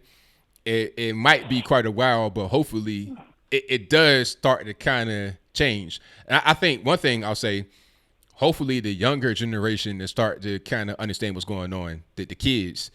You know, when they're like in high school. I think it starts in the house too, though. You gotta teach that, because in schools they kind of like indoctrinate your children. Yeah. So unless you're doing like a private school, it's like up to the parent. Like I have 3 kids of my own, and I'm back in school for myself again, as well as working full time. And this is what I have to teach my children. And when they go to school, people say things to them, which when they come home, you know, your kids always tell you things that people say to them in school, although my kids don't talk politics, but I'm surprised to find that the teachers talk politics to the kids. Yeah, that's They're talking crazy. about 8 and 10-year-olds. Like, what do they know about, you know? So that's when I had to kind of, like, hit back with fun facts and have them go in and tell them. Yeah, that's crazy. Like, I never knew that was really a They thing. do. I never knew you could do that, It's because for real. when I was in school, that never happened. You know, like the teachers would talk about the program, like whatever the lesson was, that was a topic. Like conversation Yes, about for other me things. too. Yeah, it was everything Right. about politics. Now you got teachers pretty much just outwardly displaying their emotion about a particular person. That's not right. You got to stick to the script and talk about the actual education, not your personal feelings. Oh yeah, the school system even sends things home from school, like for like President's Day and stuff like that, and then they'll send things home to like for the kids to have their parents cast their votes, and it'll say Democratic Party right on it, and I'm like, really? I wish I still had to take a picture of it. I'd blast it all over social media, but this is the kind of stuff that they're already teaching these kids at 8 and 10 years old, and it's not their place to do it. And then I feel like if you say something, they take it out on the child. You know what I mean? In different ways. So I'm just trying to figure it all out. It's like, it's so different, like down south, because I lived in Texas for like 2 years. Yeah. And the difference from New Jersey to Texas is just crazy. Yeah, night and day. It is absolutely crazy. The way people think, the amount of respect one person gives to another, regardless of your religion, race, or creed, don't matter. It's just, up here, they just seem so obnoxious. I can't wait to get out of here. I hear you on that one. For real. Yeah, and the taxes, forget it. Forget it. They're taxing rain. Did you know that? You said what now? New Jersey is a rate. New Jersey, Governor Murphy just put in for a rain tax. So they're taxing when it rains. They're taxing for the runoff. Rainwater. Yes, rainwater tax. That's insane. Yes, I swear on it. They're taxing it to run it off and purify it and all that. It's crazy. Wow. Pretty soon they're going to be taxing you for oxygen. And for real, I wouldn't doubt it. It's the truth. All right, well, it's a first-time caller and first time on your site, liking it. So I'm going to continue. Appreciate your time. Thank you for the call. Definitely appreciate you. Thanks. Bye. All right, shout out to the caller. How are you going to tax rain? Really? Because I heard it. I heard her say rain. I'm like, what? You're gonna tax what now? Rain? That's insane. But that's what they do. You know, they're going to tax the sun. They're going to tax wind, water, earth, fire, Captain Planet. Tax everything. Why don't you? Let me get to the next call here. 702, you on the line. Who am I speaking to? This is Danny. All righty. What's going on? Nothing. I was calling because I was interested in talking about reparations. All righty. Go for it. All right. Well, first I'm going to start off. I'm a black woman. You know what I mean? And I'm one of those black people that used to get teased for sounding white. Oh, okay. Actually, as a kid, they would be like, oh, you got white people living in your basement. Heard that as a child. Right. But anyway, as far as reparation goes, you know, there are people in this world that are black now that wasn't black during slavery. I have a friend her whole family line changed from black to, from white to black, like maybe a few generations ago. So how would that work with reparations? I mean, I've been asking that for a long time because people, you know, I know a lot of folks have wanted to have this whole thing happen, reparations. I mean, these panels talking about it, and I'm trying to get down to brass tacks. It's like, okay, like what percentage must you be black?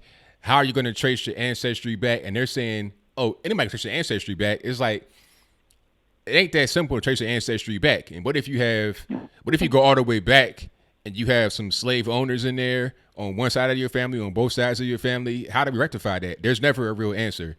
Exactly. Most of us do have slave owners on our family, black people. I mean, you know what I mean? That's because how it goes. Even those of us that were not necessarily, you know, white in most of our ancestry, a lot of us have white in us. Like you're lucky to find somebody that has over 85% African DNA that's a black American.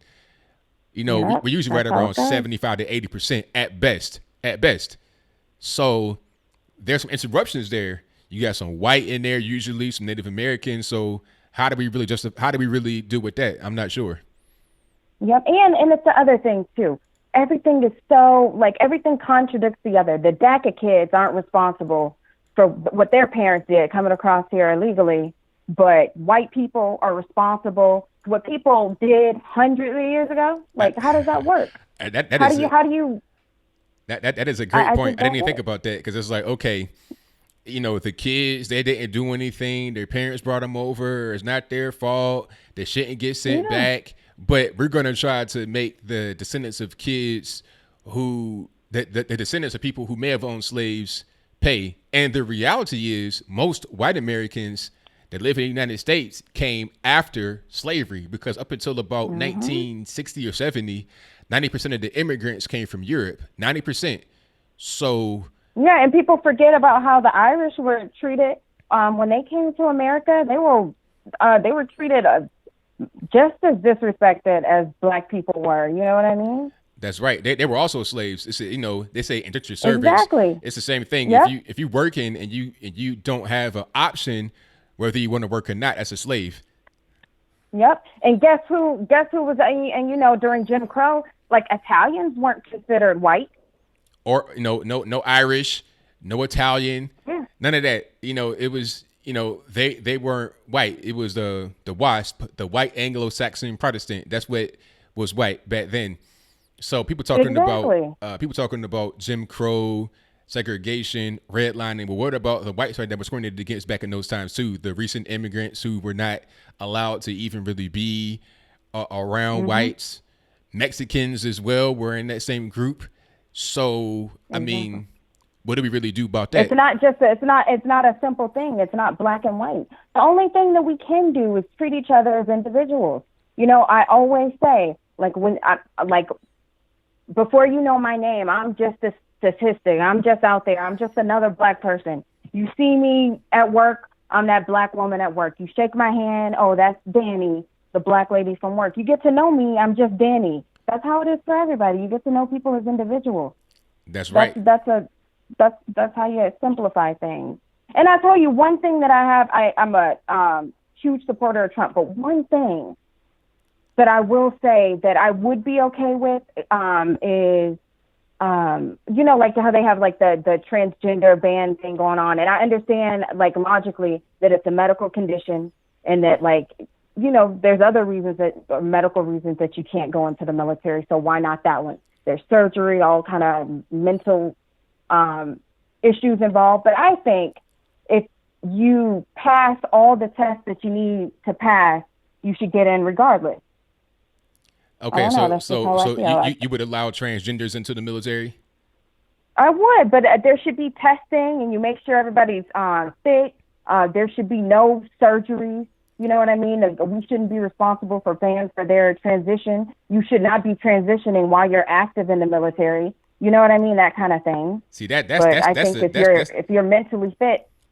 That's the whole issue, because they say that people that are transgender have gender dysphoria, and then they were using that to get free sex changes. And also, if you have a sex change, if you had a sex change before, you may be experiencing lingering medical issues. So if you're going to be out there on the battlefield, even if you're not on the front line, it could be a danger because you're going to need certain medication. You're going to need to be housed a certain way. So it's not safe for you to really be out there. I get that part. And also, I listened to this panel with Jordan Peterson. It was something in Britain. And I'll tell you, one of the other reasonable person on that panel was a transgender person. Like, not everybody, I don't know, it's easy to group people and to assume, but I think if we do things by a case-by-case basis, it'll make things less expensive. You know what I mean? Well, hey, I mean, gives you an opportunity. Now, you have a good point there. I understand what you mean. I mean, so I got to see that panel to see who you're talking about, but I understand what you mean. If it could be some kind but of, but I understand. I understand the other way exactly. I get it 100% in my mind. Yeah. But another part of me, when I talk to somebody that I know, like this transgender, and they're just a regular person, because I know a friend of mine that's transgender, old school. She doesn't want to be called trans. She wants to be called a woman and look like a woman. And I say, if you look like a woman, you go to the woman's room. If you look like a dude in a dress, you go to the men's room. That's what I mean? It's so pretty would simple. you? Okay, that's a good one right there. I got to ask you this question: would you allow transgender quote unquote women to use the women's restroom? If they look like a woman and I can't tell, I'm not checking for a penis. If you got a beard and you look like a big dude, but if you make the effort to look like a woman, at least, you know what I mean? That's how it's been done. Where transgender women been going all this time? I mean, you may have some convincing transgenders that still got their penis, and they could be dangerous because at the end of the day, they're still a man. I mean, they still got the male skeletal structure, the male strength, all that stuff. They may look like they're convincing, just like you have some of these. The only thing is we can't have bouncers on we can't have penis checkers on the bathroom door. That's the only, you know what I mean? I understand that, but I think that if you were to say you can't, if you are boring male needs to use the male restroom, I think that would cut down, because what's going to happen is people that may look like they're women but aren't are going to go and take advantage of that law because they feel like, okay, I can be in here, I could do whatever I want as far as just using the restroom. And then somebody's going to get assaulted. It's going to be a problem. And now you might have some little girl. But what about the other way? What if these people really do have a mental disorder, right? Like, this is a mental disorder. We shouldn't be making fun of them, being mean to them. They have something that is wrong with them. And I'm sure you don't want to be born like feeling like you're something that you're not. It is it's a disease. That's what I believe. So I want to protect everybody. So if a transgender person that looks like a woman goes into a man's restroom, isn't she in danger of being sexually assaulted too?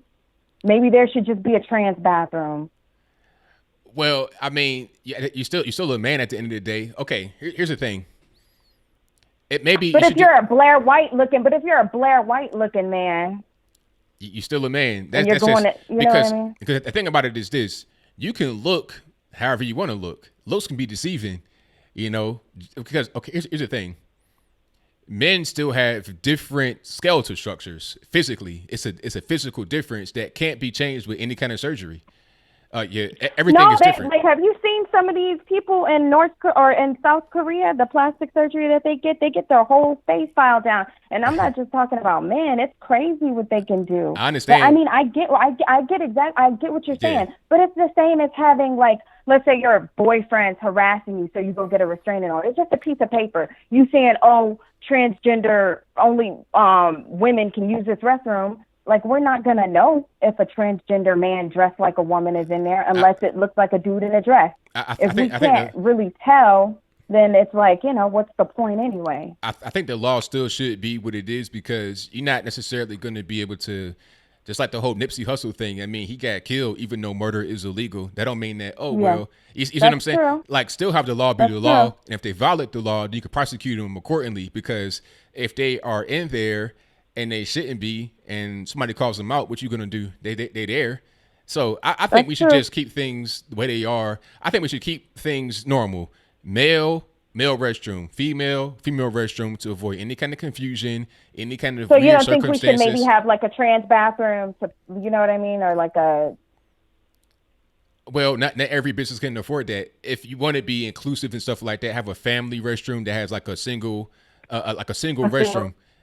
Yeah, I think that'd be a solution for some that can afford it. But if you can't afford it, just have male and female if you're gonna have two restrooms. Yeah, because you wonder what, like, a teenage kid. So let's say it's a teenage transgender person, right? And they don't want to change with the girls, but the boys don't want them to change with them. Would it be acceptable to make them like a space? I don't think it should be legal to really have any kind of person transition that's under the age of 18. I agree. Yeah. But you know what? You know what I'm tired of? I'm tired of all of us having to sit down and pretend like it's okay for people to call their 2-year-old transgender and 3-year-olds transgender. Yeah, no, because they can't even tie their own shoes or nothing. I mean, they can't make that kind of decision about themselves. That's the parents pushing that on them, and that's child abuse. They should get locked up for that, honestly. All right, caller. I think the caller lost. But thank you to the caller. Most certainly appreciate you for the call. I'm going to take one more call, and then I'm going to wrap it on up with a nice bow on top. So thank y'all for being here. Most certainly appreciate you. If I did not get your call, I'm sorry. I'm sorry. But I'm going to try to get to your call ASAP.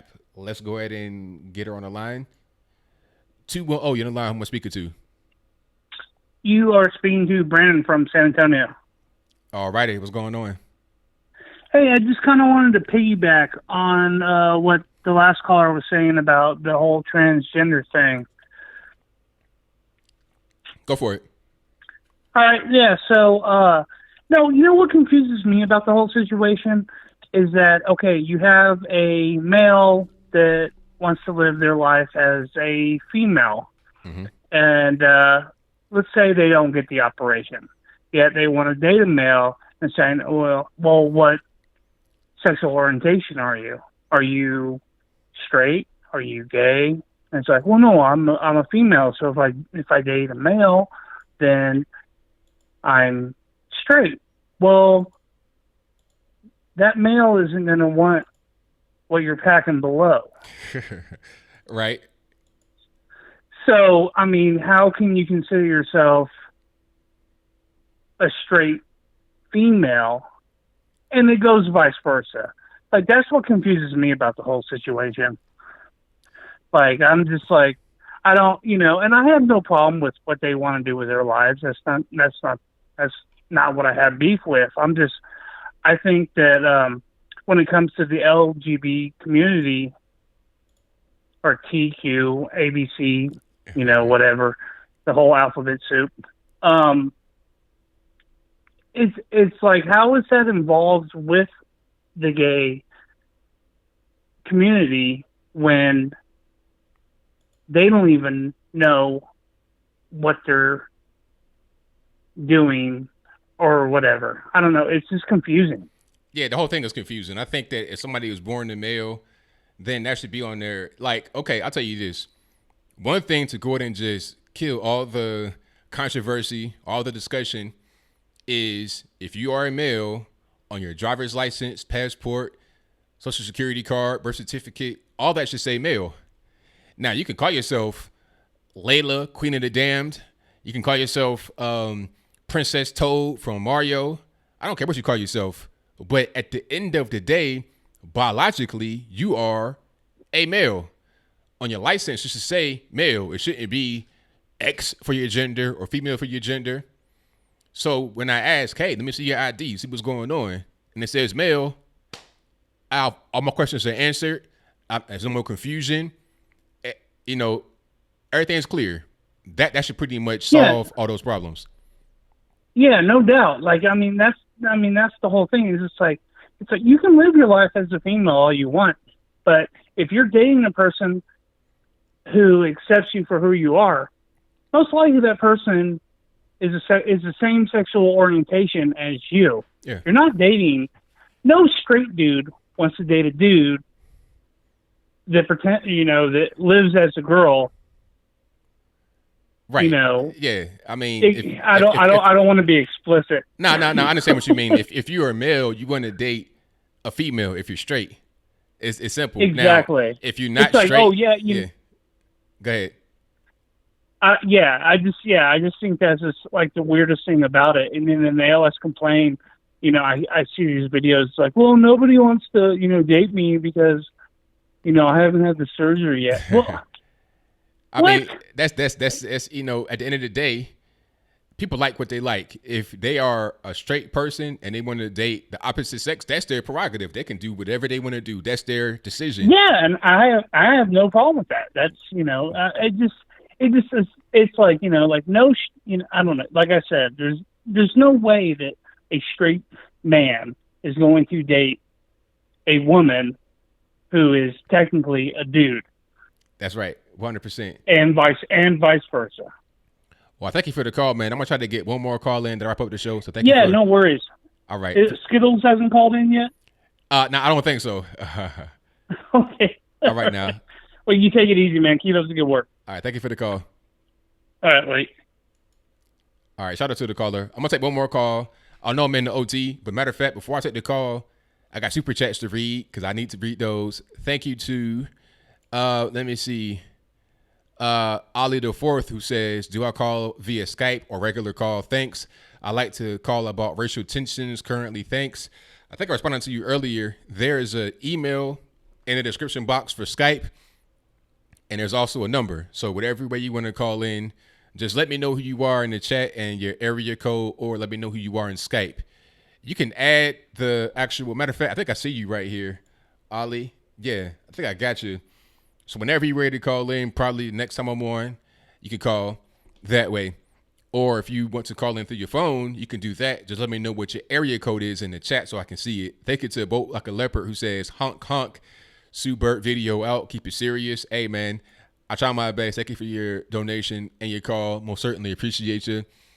Daniel Rod Wheatgrass, thank you for your donation, who says hello from Brazil. Thank you for that. Most certainly appreciate it. And he, ma'am, says mashed potatoes are just Irish guacamole. Changed my mind. Hey, that is super creative. That is 1000% correct.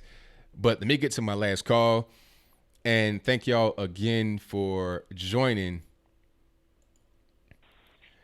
217 on the line. Who am I speaking to? Anthony, how you doing? This is Corey in North Central Indiana, Indianapolis. All righty. What's going on?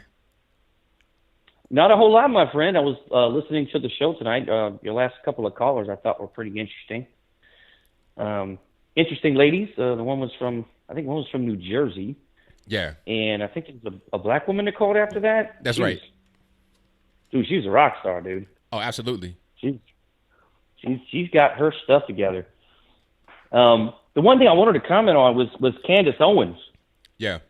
Now, I've been following her for quite some time, and she's run into some heat, over the years, maybe the last year and a half to 2 years maybe, where she's, get criticism from certain individuals. But I got to tell you, man, I saw your video earlier that you did where you kind of cut it up and put some stuff in there, and that was really good. But I actually saw those hearings live myself, and I was watching that, and I was like, that's the shot across the bow right there. Yeah. Yeah. Dude, let me tell you something, bro. That was the shot across the bow. 100%. Absolutely. Did they not look scared to you? They were petrified. It's like they were kind of frozen. they were frozen in space. It was like it was really beautiful to see it. Oh my God. My best friend Toya, she's a black female. I showed her that today, earlier this morning. I showed her the videos. And she watched that, and she just like sitting there like, man, about time somebody said it. And just, got up in front of Congress. Oh, it was one of the most beautiful things I've ever seen. And the interesting thing is that this is stuff I've been saying for 20 years, 41 years old. I've been saying this for 20 years. Like, these people, they talk down to black Americans. They talk to you like you're stupid. That's right. Like you can't put two. They do it all the time.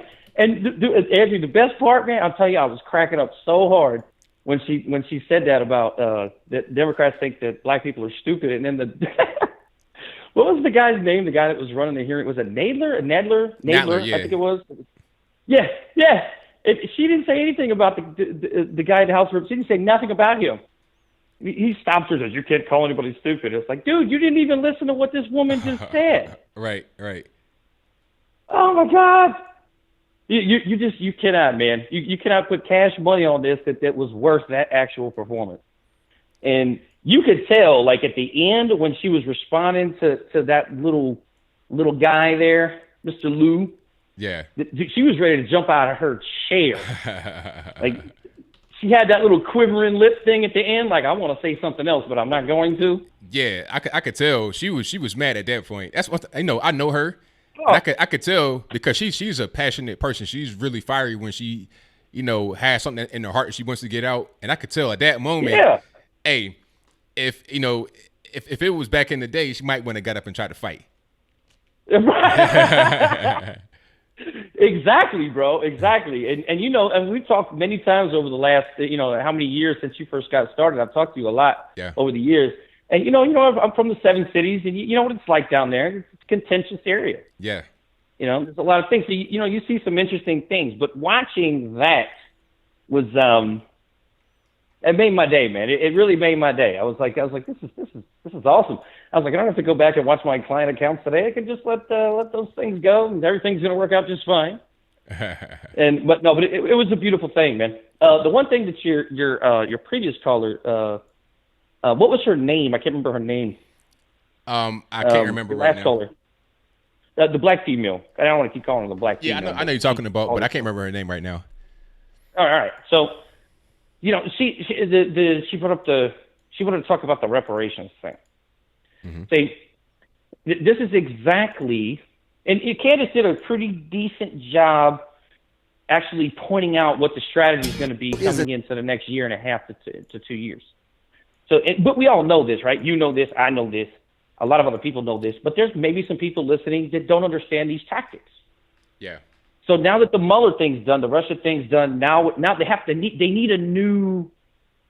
need something to drum up support from the black community, because you and I both know that if they lose if Trump gets 20% of the black vote, they might as well not even show up to the polls. Oh, it's a wrap. It's over at that point. Because matter of fact, we've said that before. A lot of us that are in this whole black state thing, we're like, hey, if we can get the black vote 20-25%, the Democrats are completely finished. Done. Finished. Yep. Finished. They're completely finished. So the interesting thing about the reparations thing is, so how would you cut and splice this? So, and you can use my personal life as a case study. So my Italian grandparents came here, and she did a really good job actually pointing out the Irish and the Italians. I was like, that's pretty cool. Other people actually understand this stuff. So 1923, my Italian grandparents, or between 1918 and 1923, my Italian family migrated here. Prior to that, my Irish family was a little later in the 1800s, late 1800s. Mm-hmm. But they came a little bit later, right? Now, I also have a great-grandmother who's Native American on my father's side.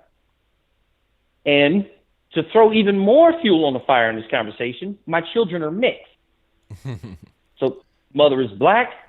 My kids are mixed. They're Irish, Italian, Native American, black, white. Everything. I mean, they're just all over the map. Right. So my question for the retards out there, and forgive me if that's a word you don't particularly care for, but I'm just saying this for a reason.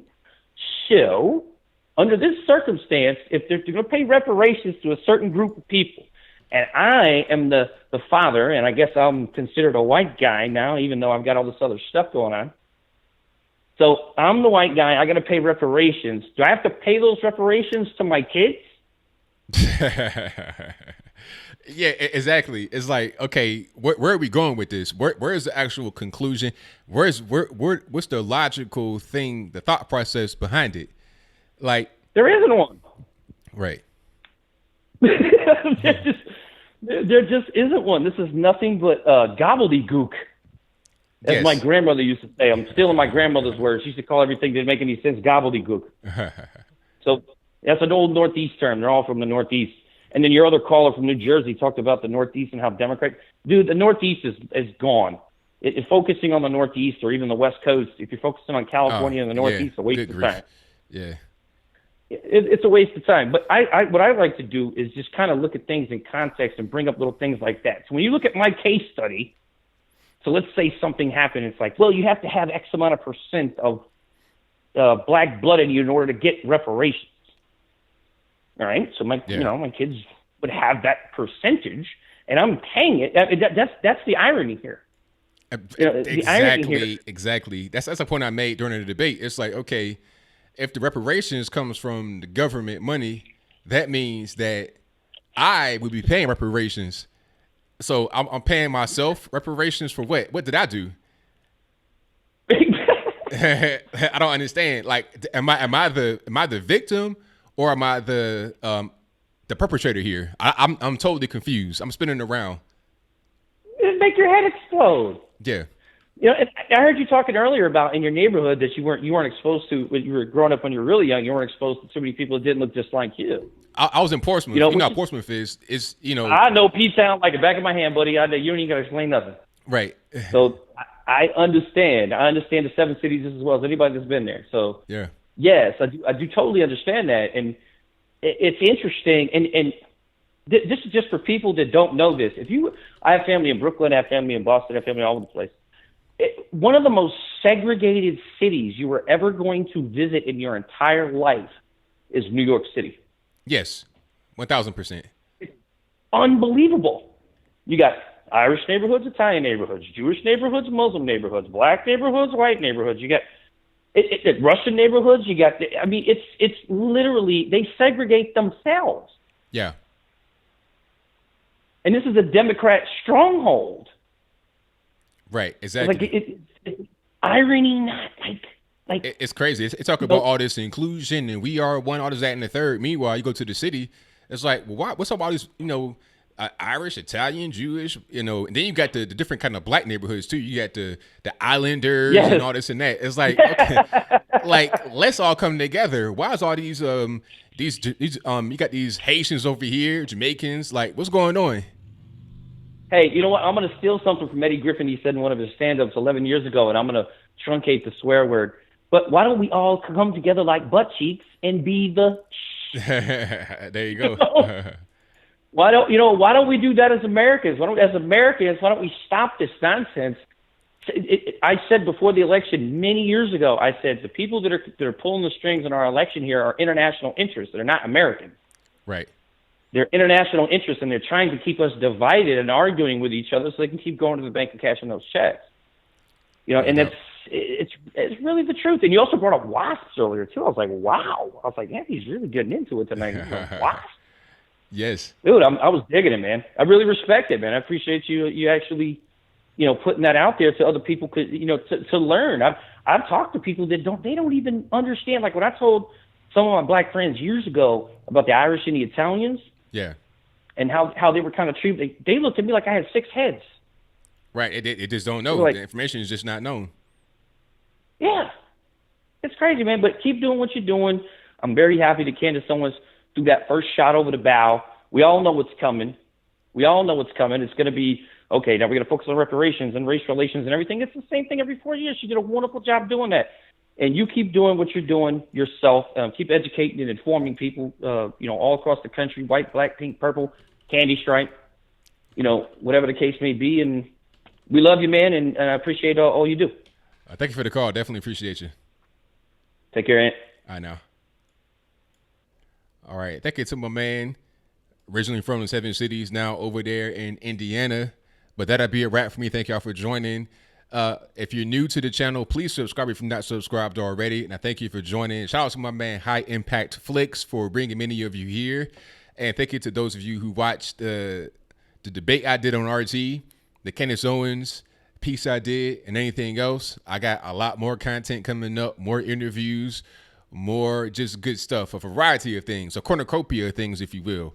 But that'll be a wrap for me. I do this show every Wednesday night at 8 p.m. to 11 p.m.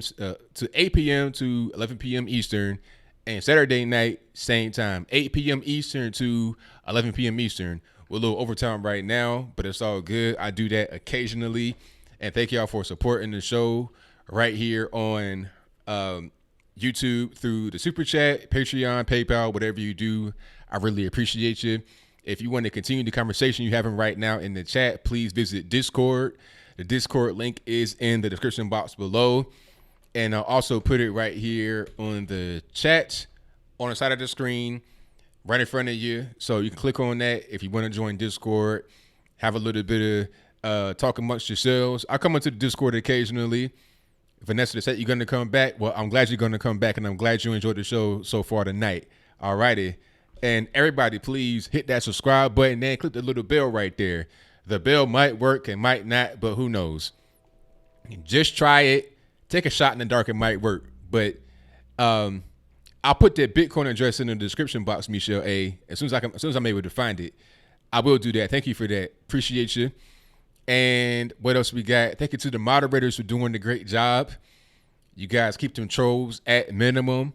Thank you to T-Pain, of course, the boss, P. Ariza, Shreve, Zero Cool, Nick Taylor, and Cell 1961, Catherine K. Bill from the Hills, Sushi, Hip Hop Independent, Bye Pie, Cynthia Webb, Omar Adams, Dina Jones, Mark Anthony, Protocol, a.k.a. Isaac, Dan Larkin, Zealand Zen, Lucha Millo, Liza Jean, Friends, and Michelle A. You guys are great. You do a fantastic job. And on that note, until next time, y'all be safe. I'm out. And peace.